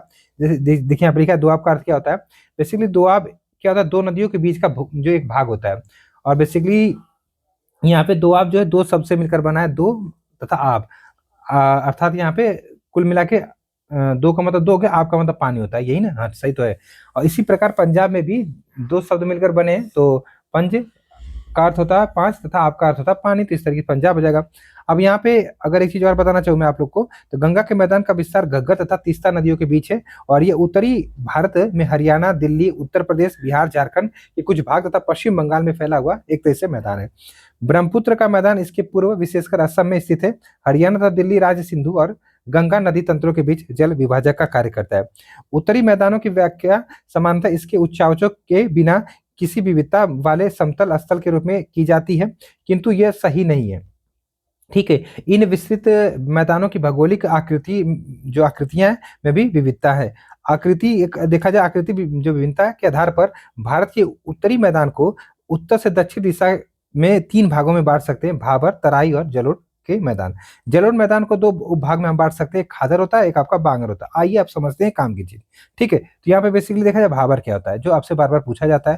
देखिए, भाबर अगर आपसे कोई पूछे तो बताइएगा। जब नदी, कहने का मतलब यहाँ पे सिंपल सा पहले समझाता है इस तरीके से, ये आपका क्या है, तो पहाड़ है, मतलब एक तरह से हिमालय का, मान लीजिए शिवालिक है। जब नदियां शिवालिक से इस तरीके से नीचे आ रही हैं, ठीक है, तो अपने साथ जो कंकड़ पत्थर लेके जा रही हैं, तो यहाँ पे इकट्ठा कर देती है इस तरीके से। ये जो कंकड़ है, इस तरीके से लगभग 8 से 16 किलोमीटर का क्षेत्र बना देती हैं। इसी को हम लोग भाबर कहते हैं। और नदियां यहाँ पे जब कंकड़ पत्थर तो प्राय लुप्त हो जाती हैं, ठीक है, दिखती नहीं है। तो ये पूरा क्षेत्र आपका बाबर कहलाता है। क्या, भाबर कहलाता है। ठीक है, तो यहाँ पे लिखा है 8 से 16 किलोमीटर चौड़ाई की पतली पट्टी जो शिवालिक गिरिपथ के समांतर आपकी फैली हुई है। ठीक है, नदियां पर्वतों के जो पर्वत उससे नीचे उतरते समय शिवालिक की ढाल पर 8 से 16 किलोमीटर की चौड़ी पट्टी में भारी जल भार जो है, जल बड़े शैवाल व गुलास जमा कर देती है और कभी कभी स्वयं भी इसमें लुप्त हो जाती है। तो भाबर पट्टी के दक्षिण में ये सरिताएं एवं नदियां पुनः निकल आती हैं और नम तथा दलदली क्षेत्र का निर्माण करते हैं, जिसे तराई कहते हैं। तो जिस तरीके से यहाँ पे बताने की कोशिश में कर रहा था कि यहाँ पे ये शिवालिक हो गया, शिवालिक से जब नदियां यहाँ पे गिरिपद में आई तो कंकड़ पत्थर इस तरीके से इकट्ठा की। थोड़ा सा कलर चेंज कर लेते हैं, जब चीजें अगर सुविधा है तो सुविधा के हिसाब से चलते हैं। तो इस तरीके से यहाँ पे देखा जाए कंकड़ पत्थर इकट्ठा कर दी और नदियां प्राय यहाँ पे लुप्त हो गई। ठीक है, फिर यही नदी अगर देखा जाए तो आगे जाके क्या हो गई, तो निकल गई, इस तरीके से निकल रही है, तो बहुत सारी नमी क्षेत्र बना लेती है। तो ये नमी क्षेत्र आपका क्या होता है, तराई हो जाता है, दलदली क्षेत्र हो जाता है, ये तराई कहलाता है। तो इस तरीके की चीजें आप लोग यहाँ पे याद रखिएगा। ठीक है, चलिए, और क्या यहाँ पे है, और क्या है यहाँ पे देखिए, बस समझने से मतलब है यहाँ पे। और ये वन्य प्राणियों से भरा घने जंगल है। देखिए, अगर दलदली क्षेत्र है तो ऑब्वियस सी बात है यहाँ पे जंगल होंगे तो यहाँ पे वन प्राणी भी होंगे। किंतु बंटवारे के बाद पाकिस्तान से आए शरणार्थी को कृषि योग्य भूमि उपलब्ध कराने के लिए इस जंगल को काटा जा चुका है। ठीक है, तो इस तरीके की चीजें हैं। तराई इससे दक्षिण में मैदान है जो पुराने व जलोढ़ से बना होने के कारण क्रमशः बांगर और खादर कहलाता है। तो कहने का मतलब यहाँ पे फिर से मैं बताना चाहूंगा, जो जलोढ़ हम लोग मैदान की बात कर रहे थे, जलोढ़ मिट्टी की बात कर रहे थे, जो नवीन जलोढ़ होती है उसको हम लोग खादर कहते हैं, और जो पुरानी जलोढ़ होती है उसको हम लोग बांगर कहते हैं। तो उत्तरी मैदान का सबसे विशालतम भाग पुराने जलोढ़ का बना हुआ है। ठीक है, पुराने जलोढ़ को बांगर कहते हैं। ठीक, याद रखिएगा। और यहाँ पे बेसिकली क्या होता है, यहाँ नदियों के बाढ़ वाले मैदान के ऊपर स्थित है। कहने का मतलब यहाँ हर साल बाढ़ का जो पानी है वो नहीं आ पाता है, इसलिए हर साल नई जलोढ़ मिट्टी नहीं आ पाती है, ये पुरानी जलोढ़ हो जाती है। तो यही चीज यहाँ पे बताने की कोशिश हो रही है कि ये नदियों के बाढ़ वाले मैदान के ऊपर स्थित है तथा वेदिका जैसे आकृति प्रदर्शित करता है। इस भाग को बांगर के नाम से जानते हैं। और इस क्षेत्र की जो मृदा है वे उसमें एक तरह से देखा जाए तो चूनेदार निक्षेप पाए जाते हैं, जिसे स्थानीय भाषा में हम लोग कंकड़ कहा जाता है। बाढ़ वाले मैदानों में नए तथा युवा निक्षेपों के से जो खादर है उसको खादर कहा जाता है। जो नए जलोढ़ मिट्टी होती है ना उसको खादर कहते हैं। और इनका लगभग प्रत्येक वर्ष जो पुनर्निर्माण होता है, कहने मतलब हर वर्ष बाढ़ का पानी आता है तो अपने नई जलोढ़ लेके आती है, तो इसीलिए ये आपका क्या होता है, इनका पूरा फिर से निर्माण लगातार होता रहता है, तो ये खादर कहलाती है। इसलिए उपजाऊ होते हैं तथा गहन खेती के लिए आदर्श होते हैं। जलोढ़ मैदान में नदी है उसकी प्रौढ़ावस्था में बनने वाली अपर्दनी और निक्षेप की स्थाकृति है, जैसे कि बालू रोधिका हो गई, विसर्प हो गई। विसर्प मैंने बताया था, जब नदियां होती हैं एक तरीके से मैदानी क्षेत्र में आती है ना, तो उनका वेग क्या होता है, थोड़ा सा धीमा होता है, और जिधर ढाल पाती है उधर जाने लगती है, तो इस तरीके की सांप की आकृति ऐसा ऐसा बनाने लगती है, तो यही आपका विसर्प होता है। ठीक है, फिर गोकुर झील बना लेती हैं, और आपका गुम्फित जो नदियां होती है वो बना लेती हैं। तो ये कुछ स्थलाकृति बेसिकली जब अपर्दन या निक्षेपण की नदियों के द्वारा बनता है तो वो होता है। ठीक है, अब यहाँ पे देखा जाए ब्रह्मपुत्र जो घाटी है उसका मैदान नदीय द्वीप एक तरीके से देखा जाए, और बालू रोधिका की उपस्थिति के लिए जाना जाता है, तो ये याद रखिएगा। ठीक है, यहाँ ज्यादातर क्षेत्र में समय समय पर बाढ़ आती रहती है और नदियां अपना रास्ता बदल कर गुम्फित जो वाहिकाएं होती है ना, एक तरह से गुम्फित क्षेत्र जैसा मतलब एक तरह से क्षेत्र बनाती है, ये बात है यहाँ पे। ठीक है, इस चीज को याद रखिएगा। ठीक, इसको याद रखिएगा। और यहाँ पे अगर देखा जाए, जैसे कि उत्तर भारत के मैदानों में बहने वाली विशाल नदियां अपने मुहाने पर विश्व के बड़े बड़े डेल्टा का निर्माण करती है, जैसे कि सुंदरबन डेल्टा हो गया। सामान्य तौर पर ये एक सपाट मैदान है जिसकी समुद्र तल से औसत ऊंचाई 50 से 100 मीटर है। ब्रह्मपुत्र नदी अपनी घाटी में उत्तर पूर्व से दक्षिण पश्चिम दिशा में बहती है, परंतु बांग्लादेश में प्रवेश करने से पहले दुबरी के समीप ये नदी दक्षिण की ओर 90 डिग्री का कोण मतलब 90 डिग्री का अंश बना के मुड़ जाती है। और ये नदी घाटी मैदान उपजाऊ जलोढ़ मिट्टी से बने हुए हैं। यहाँ कई प्रकार की फसलें जैसे गेहूं, चावल, गन्ना, जूट उगाई जाती हैं, और अंत यहाँ जनसंख्या घनत्व अधिक है। अब यहाँ पे हम बात करेंगे थोड़ा सा किसकी, तो जो प्रायद्वीपीय पठार उसकी बात कर लेते हैं। ठीक है, देखिए प्रायद्वीपीय पठार एक मेज की आकृति वाला स्थल है जो कि पुराने क्रिस्टलीय और अग्नि तथा रूपांतरित शैलों से बना है। ठीक है, और ये गोंडवाना भूमि के टूटने एवं अपवाह, जैसा कि मैंने आप लोगों को ऊपर बताया था, के कारण बना है, तथा यही कारण है कि यह प्राचीनतम भूभाग एक हिस्सा है। गोंडवाना जो आपका लैंड था उसका हिस्सा है। ठीक है, और प्रायद्वीपीय पठारी भाग में चौड़ी तथा छिछली आपकी घाटियां एवं गोलाकार पहाड़ियां हैं। इस पठार को दो मुख्य भाग में एक तरह से देखा जाए तो मध्य उच्च भूमि तथा दक्कन का पठार कह सकते हैं कि हम लोग देख के जा सकते हैं। नर्मदा नदी के उत्तर में प्रायद्वीपीय पठार का वह भाग जो कि मालवा के पठार के अधिकतर भागों पर फैला है, ये मध्य उच्च भूमि के नाम से जाना जाता है। विंध्य श्रृंखला दक्षिण में मध्य उच्च भूमि तथा उत्तर पश्चिम में अरावली से घिरी है। मध्य उच्च भूमि का पश्चिमी छोर धीरे धीरे राजस्थान के बलुई मतलब यहाँ बलुई तथा पथरीली मरुस्थल में मिल जाता है। इस क्षेत्र में बहने वाली नदियां चंबल, सिंध, बेतवा तथा केन दक्षिण पश्चिम से उत्तर पूर्व की तरफ बहती हैं। इस प्रकार की ये नदियां इस क्षेत्र में ढाल को दर्शाती हैं। मध्य उच्च भूमि पश्चिम में चौड़ी लेकिन पूर्व में संकीर्ण है। इस पठार जो ये पठार है इसका पूर्वी विस्तार देखा जाए तो पूर्वी विस्तार को स्थानीय रूप से बुंदेलखंड तथा बाघेलखंड के नाम से जानते हैं। इसके सबसे जो पूर्वी विस्तार है उसको दामोदर नदी द्वारा अपवाहित छोटा नागपुर पठार एक तरह से दर्शाता है। दक्षिण पठार कैसा है, तो एक त्रिभुजाकार भूभाग है जो कि नर्मदा नदी के दक्षिण में स्थित है, और उत्तर में इसके चौड़े आधार पर सतपुड़ा की श्रृंखला स्थित है, जबकि महादेव, कैमूर की पहाड़ियां तथा मैकाल श्रृंखला इसका पूर्वी विस्तार है। दक्षिण का पठार पश्चिम में ऊंचा एवं पूर्व की ओर मंद ढाल है, और एक तरीके से देखा इस पठार का एक भाग उत्तर पूर्व में भी आपका देखा जाए यहाँ पे देखिए क्या कह रहा है कि इस पठार का जो एक भाग है ना उत्तर पूर्व में भी देखा जाता है, और जिसे स्थानीय रूप से मेघालय या कार्बी एंगलॉन्ग पठार तथा उत्तर कचार पठारी मतलब पहाड़ी के नाम से आपका जाना जाता है। और ये एक भ्रंश के द्वारा छोटा नागपुर पठार से अलग हो गया है। ठीक है, याद रखिएगा। पश्चिम से पूर्व की ओर 3 महत्वपूर्ण श्रृंखलाएं जैसे कि गारो, खासी, जयंतियां हैं मेघालय में, आपको पता होगा। दक्षिण के पठार के पूर्वी और पश्चिमी सिरे पर क्रमशः आपका यहाँ पे देखा पूर्वी तथा पश्चिमी घाट स्थित है। पश्चिमी घाट देखा जाए तो पश्चिमी तट के समानांतर स्थित है और ये सतत है। तो कल ही हम लोगों ने बताया था आप लोगों को ये कि इस तरीके से आपका ये पश्चिमी घाट है और ये सतत है। सतत मतलब कंटिन्यूअस है तथा इन्हें केवल दर्रों के द्वारा ही पार किया जा सकता है। कुछ आपके दर्रे इस तरीके से 4 दर्रे हैं ना, तो अभी मैं बताऊंगा। ठीक है, फिर इसके बाद देखा जाए थालघाट, भोरघाट, पालघाट, सेनकोटा इस तरीके दर्रे हैं। चलिए मैं बता दे रहा हूँ। इस तरीके से देखा जाए पश्चिमी घाट पूर्वी घाट की अपेक्षा थोड़ा ऊंचा है। जो पश्चिमी घाट है ये पूर्वी घाट की अपेक्षा थोड़ा ऊंचा है। पूर्वी घाट के 600 मीटर की औसत ऊंचाई की तुलना में पश्चिमी घाट की ऊंचाई 900 से आपका यहाँ पे देखा 1600 मीटर है। ठीक है, इस चीज को याद रखिएगा। अब यहाँ पे देखा जाए पूर्वी घाट का विस्तार आपका महानदी घाटी है ना, उससे दक्षिण में जो नीलगिरी है वहां तक है। पूर्वी घाट का विस्तार सतत नहीं है क्योंकि नदियां गई हैं, नदियों ने उससे कटाव किया, तो इस तरीके से जो पूर्वी घाटी ये सतत नहीं है, ये अनियमित है एवं बंगाल की खाड़ी में गिरने वाली नदियों से इनको काट दिया गया है। पश्चिमी घाट में पर्वतीय वर्षा होती है। जो पश्चिमी घाट है इसमें पर्वतीय वर्षा होती है। यहाँ वर्षा घाट के पश्चिमी ढाल ढाल पर आर्द्र हवा से टकराकर ऊपर उठने के कारण होती है। कहने का मतलब यहाँ पे सिंपल सा समझिएगा, इस तरीके से आपका यहाँ पे इस तरीके से ये पश्चिमी घाट हो गया। ये यहाँ पे क्या है, पर्वत है, इस तरीके से पर्वत है, और यहाँ से इस तरीके से आपका क्या आ रही है, तो ये मानसूनी हवाएं आ रही हैं। मानसूनी हवाएं पर्वत है तो यहाँ से उठती हैं इस तरीके से। तो जो इनमें एक तरह से आर्द्रता होती है, ऊपर उठने के बाद बादल जब बनता है तो ये क्या होती है, तो यहाँ पे वर्षा करा देती है। तो इधर ही वर्षा हो जाती है। किधर हो जा रही है वर्षा, तो यहाँ पे जो आपका पश्चिमी घाट का पर्वतीय मतलब पश्चिमी घाट है उसके इस साइड ही वर्षा हो जाती है। और ये वर्षा कैसी है, तो पर्वतीय वर्षा, क्योंकि पर्वत से ऊपर उठ रही है तो पर्वतीय वर्षा हो जाएगी। ठीक है, तो ये चीज थोड़ा सा आप लोग यहाँ पे याद रखिएगा। इधर वर्षा नहीं हो पाती तो ये आपका वृष्टि छाया क्षेत्र हो जाता है। ठीक है, तो ये सारी चीजें अभी आएंगी जब मानसून वाला चैप्टर, तो उसमें अच्छे से समझेंगे। इसमें बस इतना सा समझिए आप लोग। ठीक, पश्चिमी घाट को विभिन्न स्थानीय नामों से जाना जाता है। जैसे पश्चिमी घाट की ऊंचाई उत्तर से दक्षिण की ओर बढ़ती जाती है। जो पश्चिमी घाट है यहाँ पे देखिए क्या कह रहा है कि पश्चिमी घाट की ऊंचाई उत्तर से दक्षिण की ओर क्या होती है, तो बढ़ती जाती है। इस भूभाग जो ये भाग है इसके शिखर ऊंचे हैं, जैसे कि अनाईमुड़ी आपका 2695 मीटर है और दूल्हा बेटा आपका 2633 मीटर है। ठीक है, चलिए इसके बाद देखा जाए तो आपका यहाँ पे जो पूर्वी घाट है इसका सबसे ऊंचा शिखर महेंद्रगिरी, वैसे यहाँ पे अभी भी एनसीईआरटी महेंद्रगिरी लिखा है, क्या नाम है उसका, तो जिंदागढ़ है ना, जिंदागढ़ है। ठीक है, इस तरीके का है आपका ये 1500 पता। जिंदागढ़ शायद इसकी सबसे ऊंची आपकी कह सकते हैं चोटी है आपकी पूर्वी घाट की।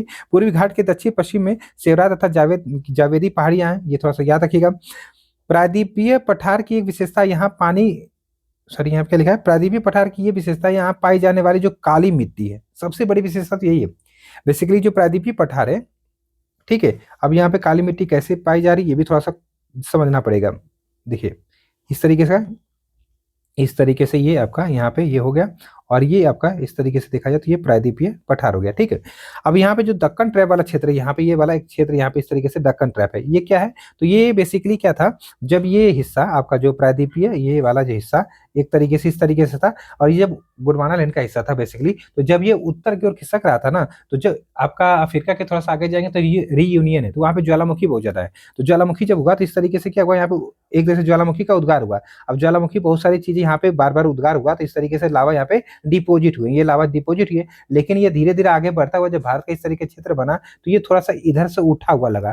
कैसा उठा हुआ, इस तरीके से थोड़ा सा उठा हुआ लगा कंपेयर टू इधर। ठीक है, ये जो सारी चीजें इनसे उठा हुआ लगा, तो यही आपका दक्कन ट्रैप कहलाया। अब ये ज्वालामुखी से बना है, तो एक तरीके से देखा जाए लावा ज्वालामुखी से बना तो ये कैसी होगा, तो एक तरीके से देखा जाए यहाँ पे काली मिट्टी, क्योंकि बेसाल्ट का बना है तो बेसाल्ट बेसिकली काली मिट्टी के निर्माण के लिए जाना जाता है।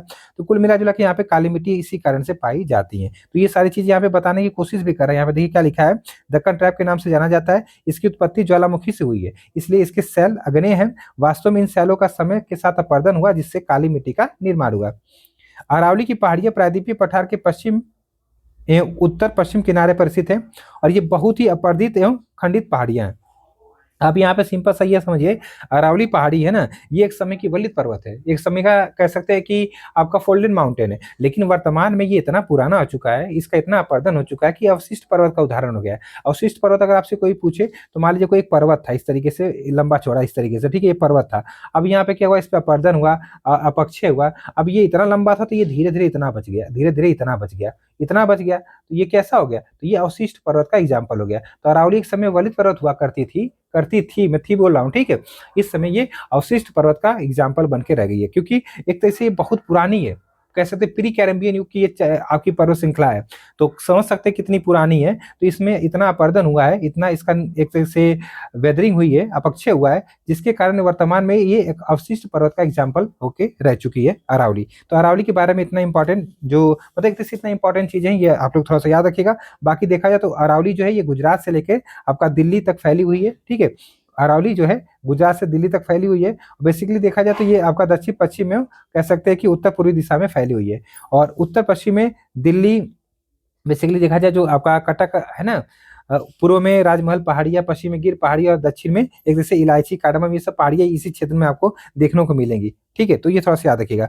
उत्तर पूर्व में शिलांग तथा कार्बी अंगलांग पठार भी इसी भूखंड का विस्तार है। किसका, तो जो आपका यहाँ पे हम लोग पढ़ रहे हैं अभी, क्या तो हम लोग पढ़ रहे हैं जो प्रायद्वीपीय क्षेत्र पढ़ रहे हैं ना, इसी का एक तरीके से देखा जाए तो यहाँ पे जो आपका बुंदेलखंड का जो मेघालय का पठार है, और आपका यहाँ पे कार्बी अंगलांग वाला जो क्षेत्र है वो इसी के हिस्से में आता है। तो इस चीज को थोड़ा सा आप लोग यहाँ पे याद रखिए, क्योंकि कंफ्यूजन हो जाती है, लोगों को लगता है ये कहाँ से यहाँ पे आ जाएगा ना, तो इस तरीके की चीजें यहाँ पे कंफ्यूजन मत रखिएगा, ठीक।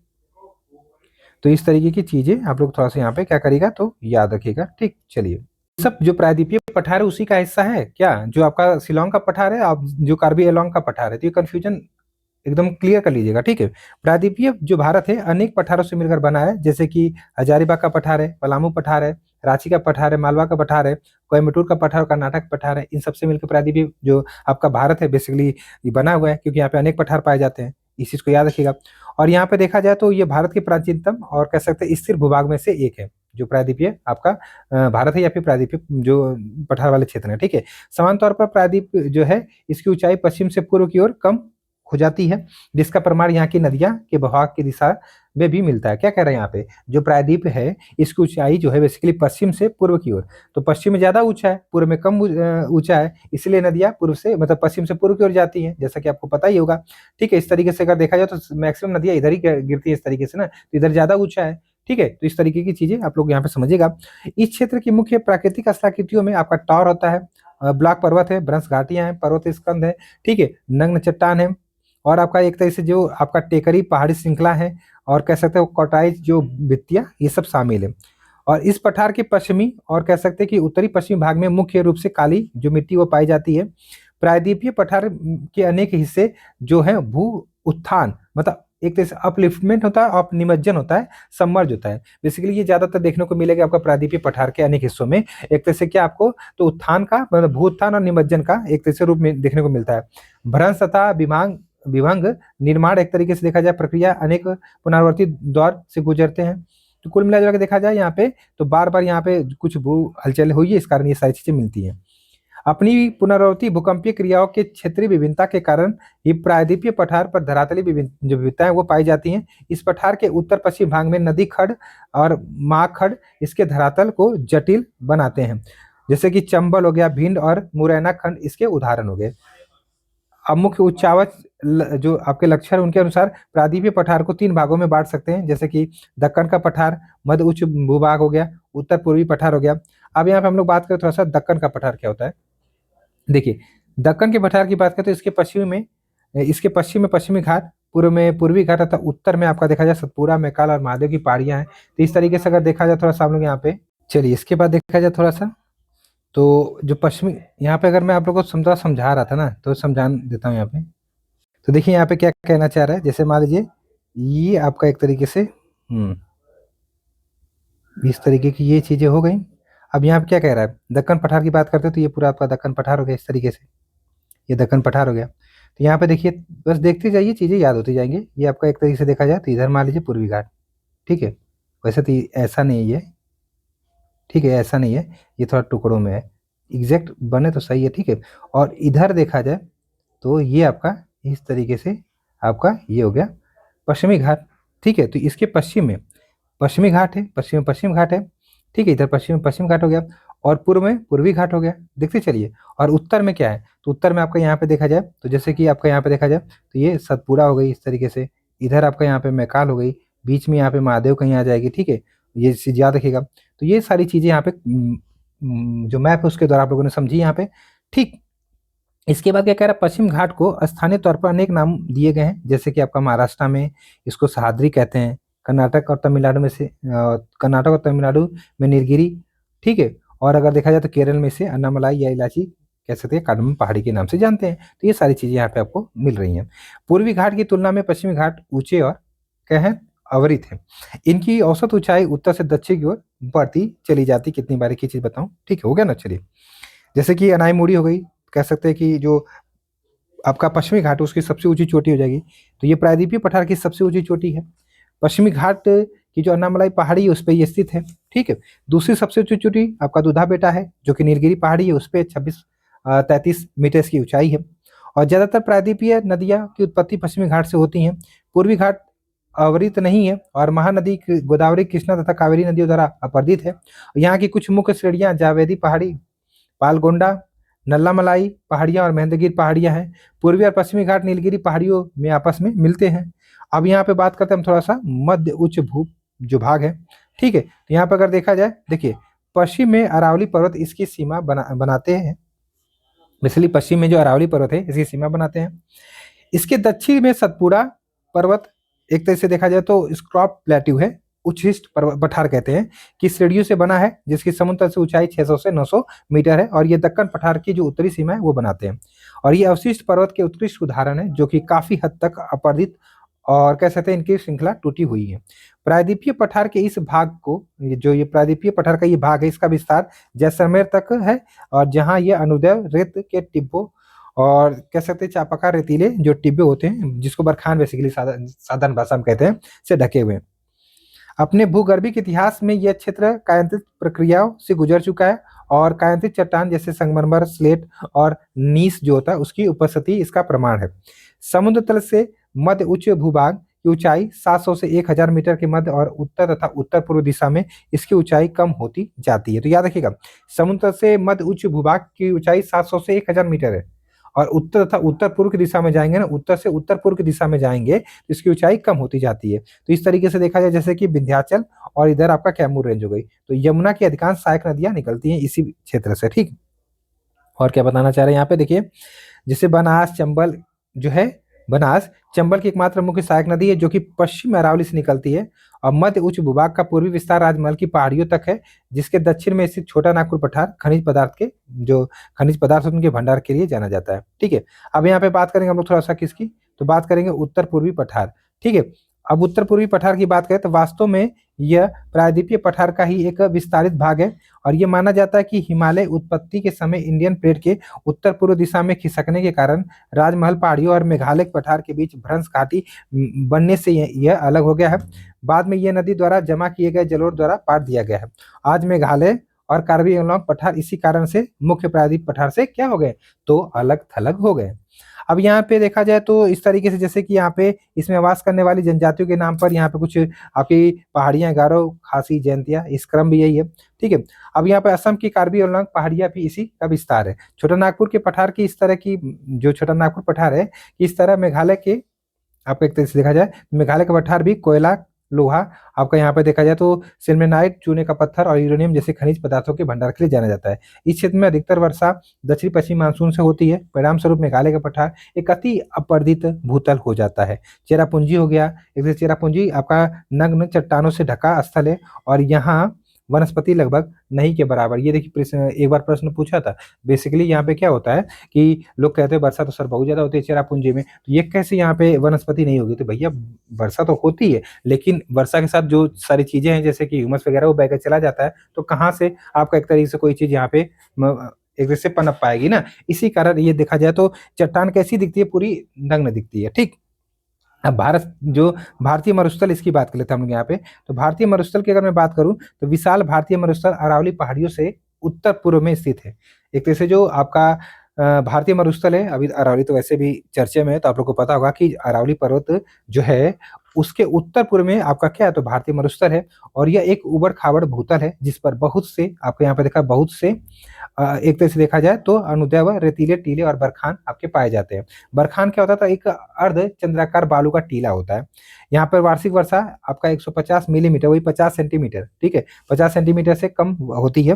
परिणाम स्वरूप ये शुष्क और वनस्पति रहित क्षेत्र है, ठीक है। रहित मतलब समझ रहे हैं, नहीं है यहाँ पे, सहित पूछता तब होता कि है यहाँ पे, ठीक है। इन्हीं अश्लाकृतियों के जो गुण है, इनके कारण इसे मरुस्थल के नाम से जाना जाता है। और यह माना जाता है कि मेसोजोइक काल में यह क्षेत्र समुद्र का हिस्सा था। इसकी पुष्टि जो आकल है ना कि में स्थित एक आपका काष्ठ जीवाश्म पार्क में उपलब्ध प्रमाणों तथा जैसलमेर के निकट जो आपका ब्रह्मसर है के आसपास के समुद्री निक्षेपों से होती है, ठीक है। तो इस तरीके से जो काष्ठ जीवाश्म होता है उसकी जो आयु है ये लगभग 18 करोड़ वर्ष आकी गई है। यद्यपि इस क्षेत्र की जो आपकी भूगर्भिक चट्टान संरचना है प्रायद्वीपीय पठार का विस्तार है, तथापि अत्यंत शुष्क दशाओं के कारण इसकी धरातलीय आकृति भौतिक अपक्षय और पवन क्रिया द्वारा निर्मित है। और यहाँ की प्रमुख स्थलाकृति स्थानांतरित रेतीले टीले हैं, छत्रक चट्टाने हैं और मरु उद्यान है, ठीक है। इस तरीके से याद रखिएगा। तो अब यहाँ पे देखा जाए भारतीय मरुस्थल को ढाल के आधार पर दो भागों में बांट सकते हैं, जैसे कि उत्तरी भाग और आपके यहाँ पे दक्षिणी भाग। तो उत्तरी भाग की बात करें, सिंध है उसकी ओर का ढाल, ठीक है, और कच्छ के रण की ओर वाला ढाल। तो यहाँ की जो अधिकतर नदियां हैं ये कैसी हैं, तो अल्पकालिक है, मतलब वर्षा ऋतु में कुछ सरिताएं दिखती हैं, उसके बाद वे बालू में विलीन हो जाती हैं। मरुस्थल के दक्षिणी भाग में बहने वाली लूनी नदी महत्वपूर्ण है। अल्पवृष्टि और बहुत अधिक वाष्पीकरण की वजह से इस प्रदेश में हमेशा जल जो है घटा रहता है।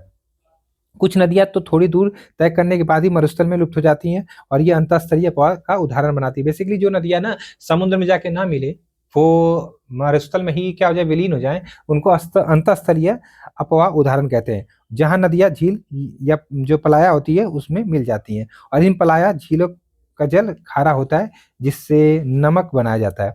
अब तटीय जो मैदान इनकी बात कर लेते हैं हम लोग यहाँ पे, तटीय मैदान की, ठीक है। तो भारत की जो तट रेखा है ये बहुत ही लंबी है। इस स्थिति और सक्रिय भू आकृति के आधार पर तटीय मैदानों को दो भागों में हम बांट सकते हैं, पश्चिमी तटीय मैदान और पूर्वी तटीय मैदान। तो पश्चिमी तटीय मैदान की अगर मैं बात करूँ थोड़ा सा यहाँ पे, तो देखिए पश्चिमी तटीय मैदान एक तरह से जलमग्न जो तटीय मैदान के उदाहरण है। ऐसा विश्वास है कि पौराणिक शहर द्वारका जो कि किसी समय पश्चिमी तट पर मुख्य भूमि पर स्थित था, अब पानी में डूबा हुआ है, ठीक है। और इस तरीके से अगर देखा जाए यहाँ पे थोड़ा सा और, जलमग्न होने के कारण पश्चिमी तटीय मैदान एक संकीर्ण पट्टी मात्र है और पत्तनों बंदरगाह विकास के लिए प्राकृतिक जो परिस्थितियां होती हैं वो प्रदान करता है। यहाँ पर स्थित प्राकृतिक बंदरगाहों में कांडला, मझगांव, आपका जेएलएन, नवाशोवा, मार्गोवा, मंगलोर, कोची आदि शामिल हैं। उत्तर में गुजरात तट से दक्षिण में केरल तट तक फैले पश्चिमी तटीय मैदान को निम्नलिखित भागों में हम विभाजित कर सकते हैं, जैसे कि गुजरात का कच्छ और काठियावाड़ तट, फिर महाराष्ट्र का कोंकण तट और कर्नाटक तथा केरल के क्रमशः आपका कर्नाटक तथा केरल के क्रमशः गोवा तट को मालाबार तट। इस तरीके से कुल मिला के देखा जाए तो बेसिकली ये ज्यादातर हिस्सा इसका आपका क्या होता है, तो मालाबार तट के तहत आता है, जो कि कर्नाटक से केरल तक का विस्तार है, ठीक है। तो पश्चिमी तटीय मैदान मध्य में संकीर्ण परंतु उत्तर में और दक्षिण में चौड़े हो जाते हैं। तो क्या मतलब समझे, यहाँ पे जो पश्चिमी तटीय मैदान है ये मध्य में तो संकीर्ण है, पतला है, लेकिन उत्तर में और दक्षिण में थोड़े चौड़े हैं, क्योंकि इधर थोड़ा नदियां हैं ना, इसी कारण चौड़े हो जाते हैं, ठीक है। क्योंकि नदियां अपना कुछ अवसाद तो जरूर लाती हैं, भले वो डेल्टा का निर्माण नहीं करती हैं, वैस्चुरी बनाती हैं, लेकिन एक तरीके से देखा जाए तो कुछ तो अपने साथ अवसाद लेके आती हैं। तो इसलिए उत्तर में दक्षिण में थोड़ा सा ये जो मैदान है चौड़ा हो जाता है, ठीक है। और इस तटीय मैदान में बहने वाली नदियां डेल्टा नहीं बनाती हैं, तो ये मैं बता चुका हूँ। मालाबार तट की विशेष स्थलाकृति कयाल होती है। कयाल बेसिकली क्या होता है, बैक वाटर होता है, जैसे कि आपका केरल में इसे कहा जाता है, तो जिसे मछली पकड़ने और अंतःस्थलीय नौकायन के लिए प्रयोग में किया जाता है। पर्यटकों के लिए विशेष आकर्षण का केंद्र ये होता है, ठीक है। केरल में हर वर्ष प्रसिद्ध नेहरू ट्रॉफी एक तरह से क्या होती है, तो ये नेहरू ट्रॉफी यहाँ पे होती है, ये नौका दौड़ है बेसिकली। इसका आयोजन आपका पुन्नामदा कयाल है उसमें किया जाता है, ठीक है। अब यहाँ पे बात करते हैं थोड़ा सा पूर्वी तटीय मैदान की। देखिए तो पश्चिमी तटीय मैदान की तुलना में पूर्वी तटीय मैदान थोड़ा चौड़ा है, क्योंकि इधर नदियां बहुत ज्यादा अपना अवसाद क्या करती है, इकट्ठा कर रही है या डिपोजिट कर रही है, ठीक है। और यहाँ पे देखा जाए तो उभरे हुए तट का उदाहरण है पूर्व की ओर बहने वाली और बंगाल की खाड़ी में गिरने वाली नदियां यहाँ लंबे चौड़े डेल्टा बनाती हैं, जिसमें महानदी, गोदावरी, कृष्णा और कावेरी नदियां का जो डेल्टा वो प्रसिद्ध है, यह शामिल है। उभरा तट होने के कारण पूर्वी तटीय मैदान में पत्तन और पोताश्रय कम है, ये याद रखिएगा। बंदरगाह ज्यादातर पश्चिमी घाट पे हैं, पश्चिमी मैदान जो पश्चिमी तटीय मैदान है वहां पे, पूर्वी तटीय मैदान पे एक तरह से देखा जाए तो पत्तन और बंदरगाह नहीं है, ये याद रखिएगा, ठीक है, कम है। और यहाँ पर महाद्वीपीय शेल्फ की जो चौड़ाई है वो 500 किलोमीटर की है, ठीक है, जिसके कारण यहाँ पत्तनों और जो पोताश्रय है उसका विकास मुश्किल है। ठीक है, और यहाँ पे देखा जाए प्रायद्वीपीय पठार के किनारे पर संकीर्ण तटीय पट्टियों का विस्तार है।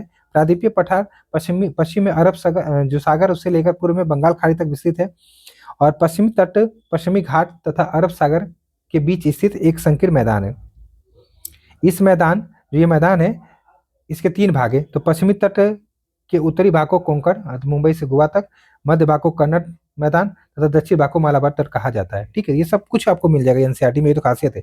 बंगाल की खाड़ी के साथ विस्तृत मैदान चौड़ा और समतल है। उत्तरी भाग में इसे उत्तरी सरकार, जबकि दक्षिणी भाग में इसे कोरोमंडल तट के नाम से, जो तमिलनाडु वाला क्षेत्र वहां पे कहा जाता है। और बड़ी नदियां जैसे कि महानदी गोदावरी, कृष्ण तथा कावेरी पूर्वी तट पर विशाल डेल्टा का निर्माण करती हैं। चिल्का झील पूर्वी तट पर स्थित एक महत्वपूर्ण भू लक्षण है। ठीक है, अब यहाँ पे बात करते हैं थोड़ा सा हम लोग किसकी, तो द्वीप समूह की बात कर लेते हैं। द्वीप समूह, तो भारत में दो प्रमुख आपके द्वीप समूह हैं।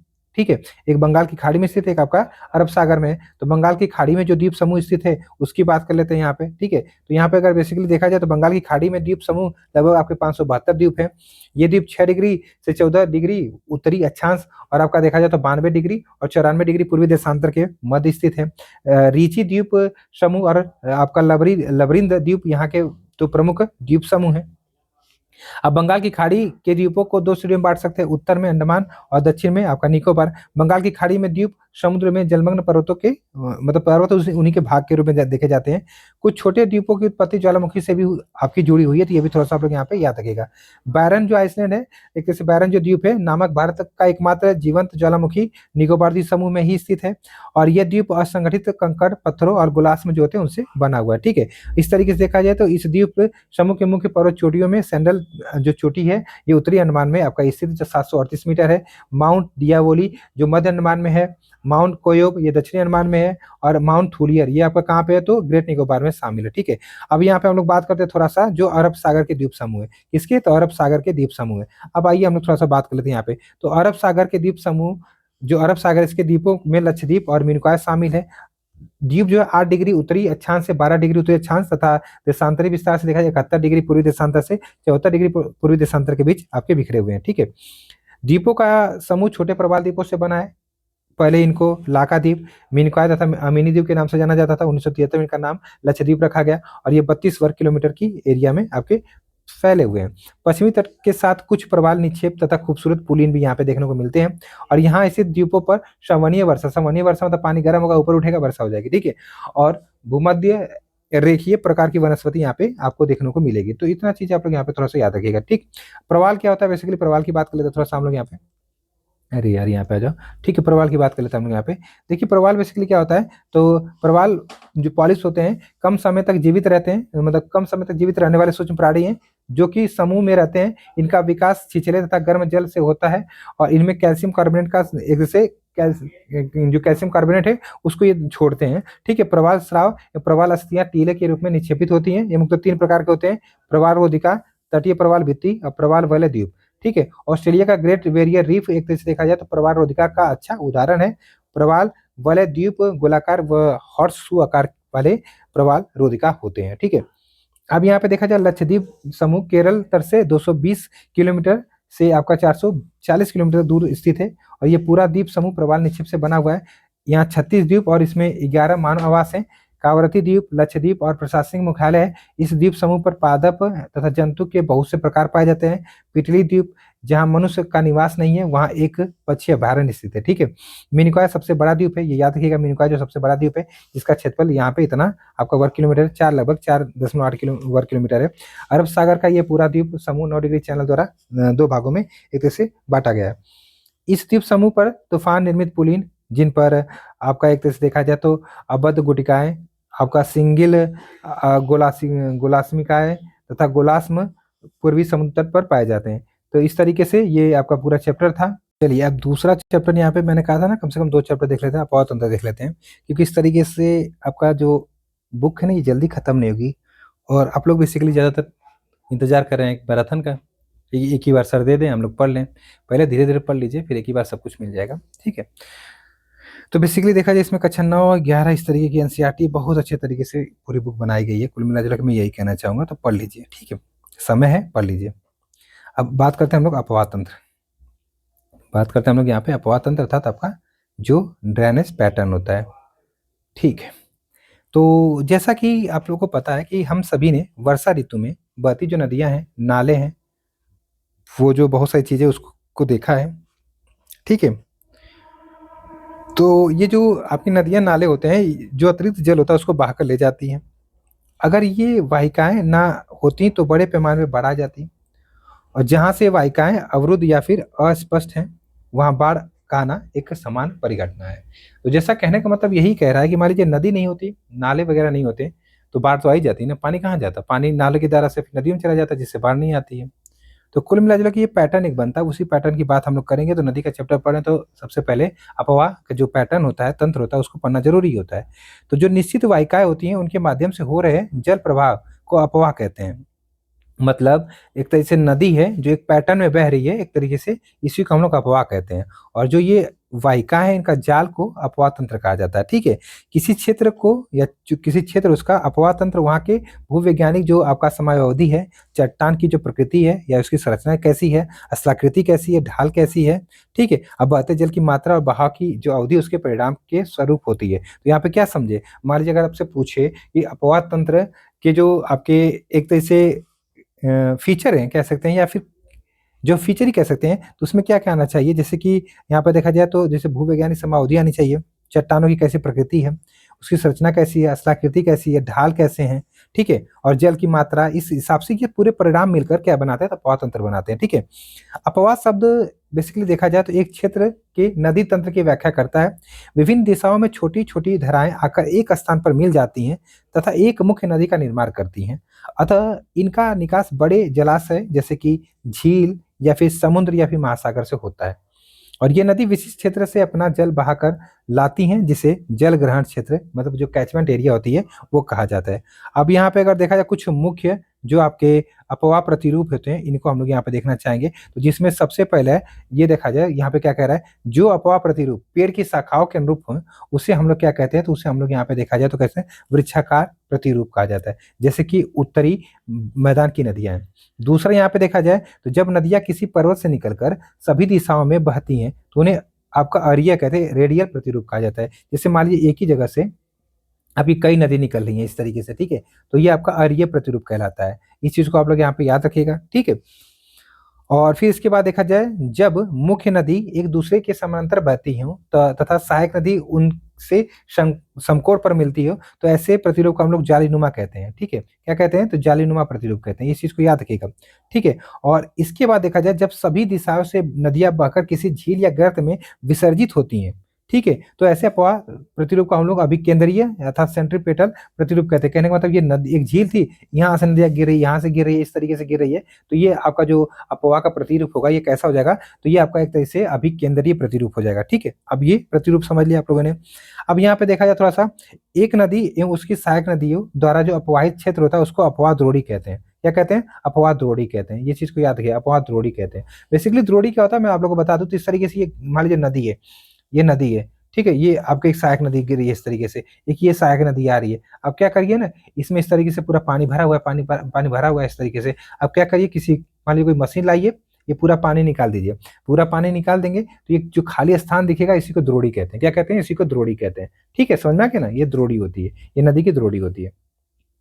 चलिए, इसके बाद देखा जाए तो ये अपवाद द्रोणी कहते हैं।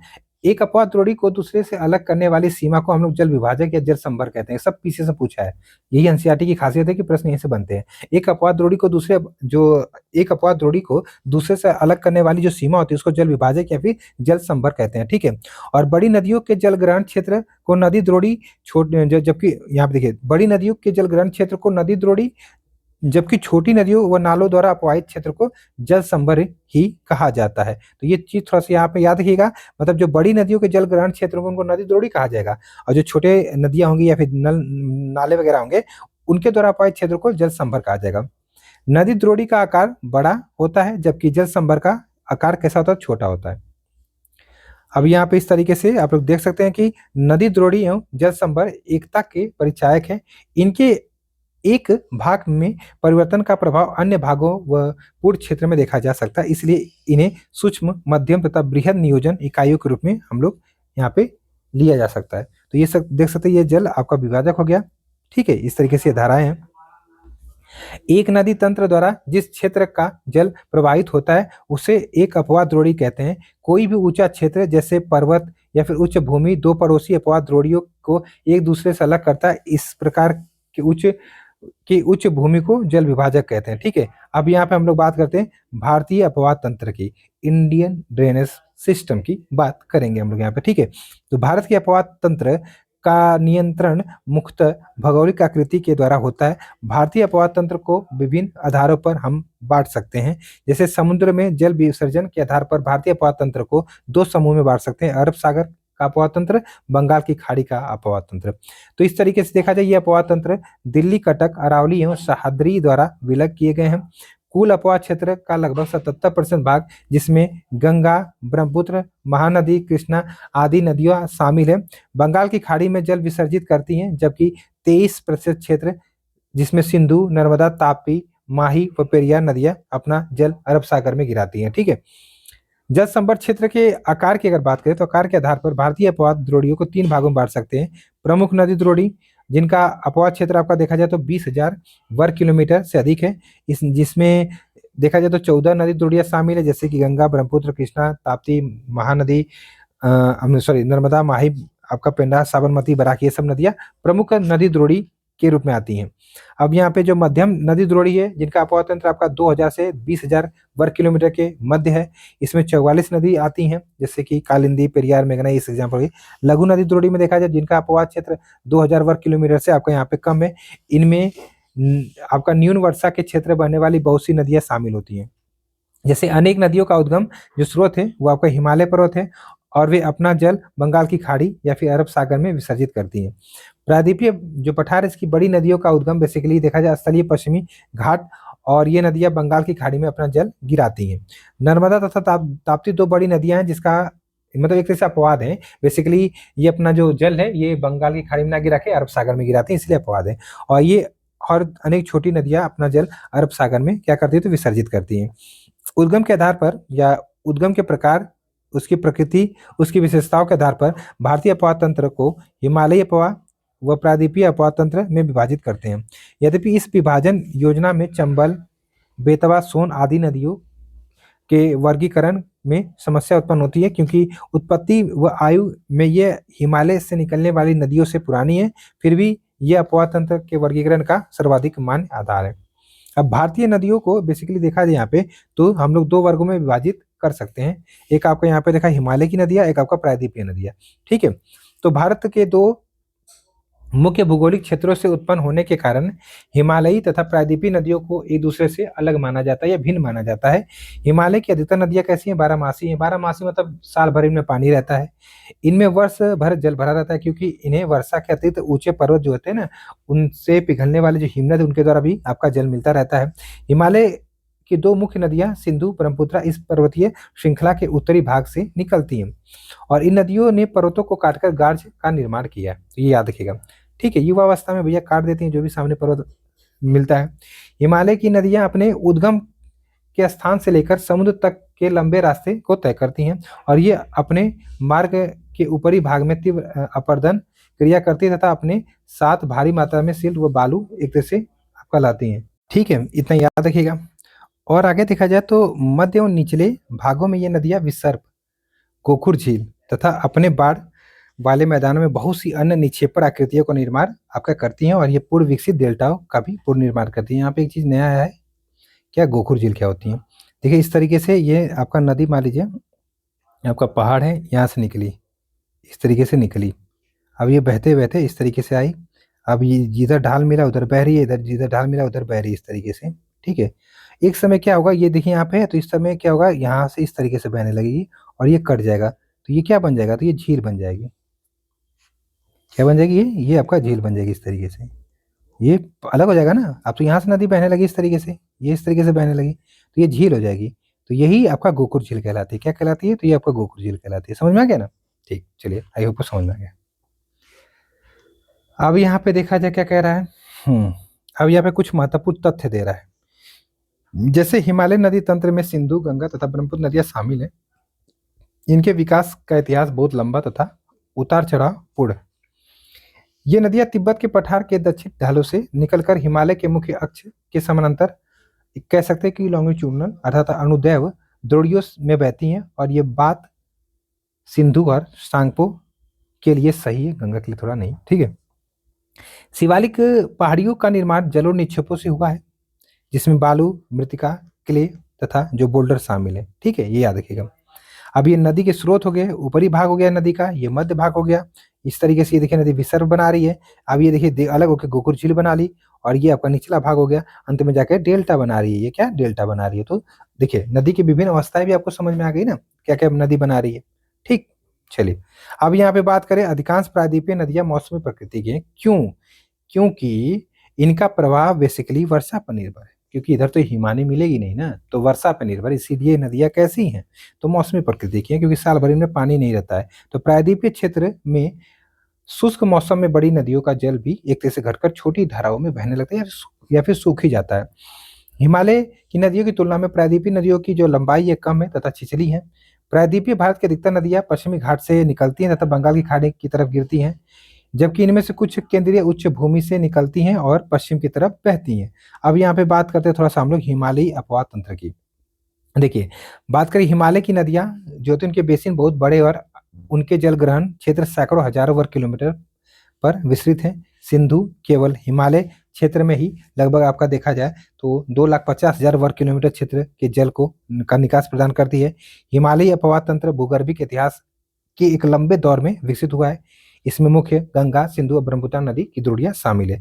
सिंधु, गंगा तथा ब्रह्मपुत्र हिमालय से निकलने वाली प्रमुख नदियां हैं। ये नदियां लंबी तथा अनेक महत्वपूर्ण एवं बड़ी सहायक नदियां इनमें आकर मिलती हैं। और यहाँ की नदियां बारहमासी हैं, क्योंकि ये बर्फ पिघलने तथा वर्षा दोनों से ही जल ग्रहण करती हैं, निर्भर दोनों पर निर्भर होती हैं। और ये नदियां गहरे जो माखड़ होते गॉर्ज का एक तरह से देखा जाए तो निर्माण करती हैं। हिमालय के उत्थान के साथ साथ अपर्दन क्रिया के द्वारा निर्मित है। माखंडो जो है उसके अतिरिक्त ये नदियां अपने जो पर्वतीय मार्ग उसमें वी आकार का शेप बनाती है, सॉरी वी आकार की घाटियां बनाती है, शिवरकाय बनाती है, जलप्रपात बनाती है। ये सब याद रखिएगा, सब ये सब पूछता है। ठीक है। जब ये मैदान में प्रवेश करती हैं तो आपका एक तरह से जब निषेधात्मक आश्लाकृति जैसे कि समतल घाटियां, गोकुर झीलें, बाढ़कृत मैदान, गुम्फित वाहिकाएं और नदी मुहाने पर डेल्टा का निर्माण ये सब करती है। तो ये सब चीजें आप लोग को यहाँ पे याद होनी चाहिए, इसीलिए यहाँ पे इंपॉर्टेंट चीजें मैं बताते हुए चल रहा हूँ। ठीक, चलिए इसके बाद देखा जाए हिमालय क्षेत्र में इन नदियों का रास्ता टेढ़ा मेढ़ा है, परंतु मैदानी क्षेत्रों में इनमें सर्पाकार मार्ग में बहने की प्रवृत्ति पाई जाती है और ये अपना रास्ता बदलती रहती है। ठीक है। ये पूर्ववर्ती नदी भी, ये भी याद रखिएगा। पूर्ववर्ती नदी बेसिकली क्या है, जो हिमालय उसको काट के आगे बह रही है ना, तो पूर्ववर्ती नदी होती है, हिमालय से पहले की नदी है। ठीक है। और ये नदी हिमालय के उच्चावच की तीव्र जो लक्षण है उसकी सहायता से अब तक निरंतर घन अपर्दन कार्य में रत है, जैसा कि इनके द्वारा ढोए जाने वाले बालू व गाद जिससे सिल्ट जो होता है कि वार्षिक निक्षेप से विशाल मात्रा स्पष्ट होती है। कोसी नदी जिसे बिहार का शोक कहते हैं भी अपना जो मार्ग है बदलने के लिए विख्यात है, कुख्यात है, जो भी समझ लीजिएगा। ठीक है, मतलब प्रसिद्ध है। यह नदी पर्वतों के ऊपरी क्षेत्रों से भारी मात्रा में अवसाद लाकर मैदानी भाग में जमा करती है, जिससे नदी मार्ग अवरोध हो जाता है और परिणाम स्वरूप नदी अपना मार्ग बदल देती है। तो ये एक तरह से नदी जो है ना मार्ग बहुत तेज बदलती है, इसीलिए पता चला यहाँ पे लोग बस रहे हैं, अगले साल वहां पे बाढ़ आ जाए, इसीलिए इसे बिहार का शोक कहते हैं। ठीक है। अब यहाँ पे हम लोग बात करेंगे थोड़ा सा किसकी, तो हिमालय अपवाह तंत्र का विकास। ठीक है। तो यहाँ पे देखा जाए तो हिमालयी पर्वतीय नदियों के विकास के बारे में मतभेद है। यद्यपि भूवैज्ञानिक मानते हैं कि मायोसीन कल्प जो था लगभग आपसे 2.4 करोड़ से 50 लाख वर्ष पहले एक विशाल नदी जिसे शिवालिक या फिर इंडो ब्रह्मा कहा जाता था, हिमालय के संपूर्ण अनुदैर्ध्य विस्तार के साथ असम से पंजाब तक बहती थी और अंत में निचले पंजाब के पास सिंध की जो खाड़ी है उसमें अपना जल गिरा देती थी। लेकिन शिवालिक पहाड़ियों की असाधारण निरंतरता, इनका जो सरोवरी उद्गम है और इनका जो जलो निक्षेप से बना हुआ, जिसमें रेत, मृतिका, चिकनी मिट्टी, गुलास्म व आपका जो कंगलोमेरेट शामिल है, इस धारणा की पुष्टि आपको यहाँ पे देखा जाए तो जो यहाँ पे आपका कंगलोमेरेट शामिल होते हैं और मतलब ये सब इस धारणा की पुष्टि करते हैं। और अगर देखा जाए तो ऐसा माना जाता है कि कालांतर में जो इंडो बर्मा नदी है बेसिकली 3 मुख्य अपवाह तंत्रों में बढ़ गई थी। पश्चिम में सिंधु और इसकी 5 सहायक नदियां, मध्य में गंगा और हिमालय से निकलने वाली इसकी सहायक नदियां, और पूर्व में ब्रह्मपुत्र का वह भाग, मतलब ब्रह्मपुत्र का भाग वह हिमालय से निकलने वाली इसकी सहायक नदियां। विशाल नदी इस तरह विभाजन समतः प्लेस्टोसीन जो आपका काल है उसमें हिमालय के पश्चिमी भाग तथा जो पोटवार पठार है ना दिल्ली रीज वाला के उत्थान के कारण हुआ है, जिसके परिणाम स्वरूप यह क्षेत्र सिंधु व गंगा अपवाह तंत्रों के बीच एक जल विभाजक के रूप में आपका यहाँ पे बन गया। तो इस तरीके से देखा जाए तो इस प्रकार मध्य प्लेस्टोसीन काल में राजमहल पहाड़ियों और मेघालय पठार के मध्य स्थित मालदा गैप आपका अधोक्षेपण है, जिसे गंगा और ब्रह्मपुत्र नदी तंत्रों का जो आपका एक से डाइवर्जन कह सकते हैं, दिक् परिवर्तन कहते हैं, हुआ है और वे बंगाल की खाड़ी की ओर प्रभावित होने लगी। ये सारी चीजें हैं कुल मिला जुला के। जैसे एक प्रश्न पूछा था पीसीएस में जो सिंधु तीसरा नदी एक समय उसके सहायक नदी हुआ करती थी, तो उसके बारे में तो इस तरीके की चीजें हैं। अब हिमालय अपवाह तंत्र की नदियां क्या हैं, थोड़ा सा इनके बारे में देख लेते हैं। यहाँ पे हिमालय अपवाह तंत्र की नदियां, तो यहाँ पे अगर देखा जाए तो एक नदी तथा उसकी सहायक नदियां को नदी तंत्र कहा जाता है, ठीक है। और हिमालयी अपवाह में अनेक नदी तंत्र है, मगर निम्नलिखित नदी तंत्र प्रमुख है। जैसे सिंधु नदी तंत्र के बारे में थोड़ा देखा जाएगा। सिंधु नदी तंत्र तो अगर देखा जाए तो यह विश्व की सबसे बड़ी नदी द्रोणियों में से एक है, जिसका क्षेत्रफल लगभग आपका 11,65,000 वर्ग किलोमीटर में है। भारत में सिंधु नदी क्षेत्रफल आपका 3,21,289 वर्ग किलोमीटर है। इसकी कुल लंबाई आपका 2880 किलोमीटर, लेकिन भारत में इसकी लंबाई 1114 किलोमीटर है। और भारत में यह हिमालय की नदियों में सबसे पश्चिम में। और सिंधु नदी का उद्गम बेसिकली देखा जाए तो कैलाश जो पर्वत श्रेणी है ना, उसमें बोकोचू ग्लेशियर है उसके निकट से होता है। और तिब्बत में से आपका सिंगी खम्बान अथवा शेर मुख कहते हैं, लद्दाख और जास्कर सीढ़ियों के बीच ये बहती है। बीच से उत्तर पश्चिम दिशा में बहती हुई है लद्दाख और जो आपका कह सकते हैं कि बलिस्तान से गुजरती है। इस तरीके से याद रखिएगा, ठीक है। तो इसके बाद देखा जाए यहाँ पे क्या कह रहा है, हाँ ये हो गया।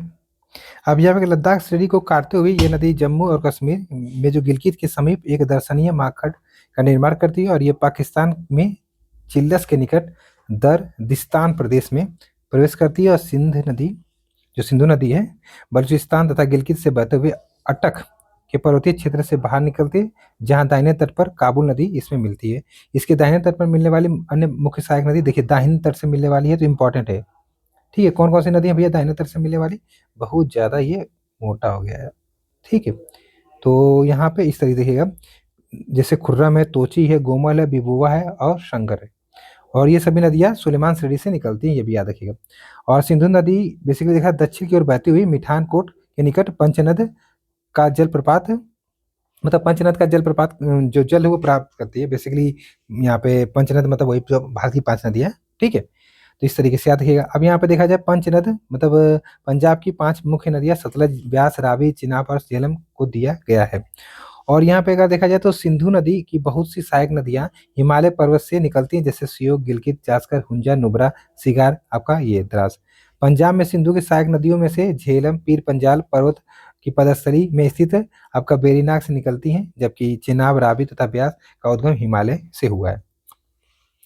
तो इस तरीके से सतलज नदी हिमालय की सभी श्रेणियों के पार तिब्बत से निकलती है, मतलब सभी जो श्रेणियां उसको काटती है ये। और पश्चिम की ओर बहती हुई सिंधु नदी भारत में लद्दाख से प्रवेश करती है, ये भी याद है। जो आपकी एक तरह से देखा जाए तो पश्चिम की ओर बहती हुई सिंधु नदी भारत में लद्दाख से प्रवेश करती है, ठीक है।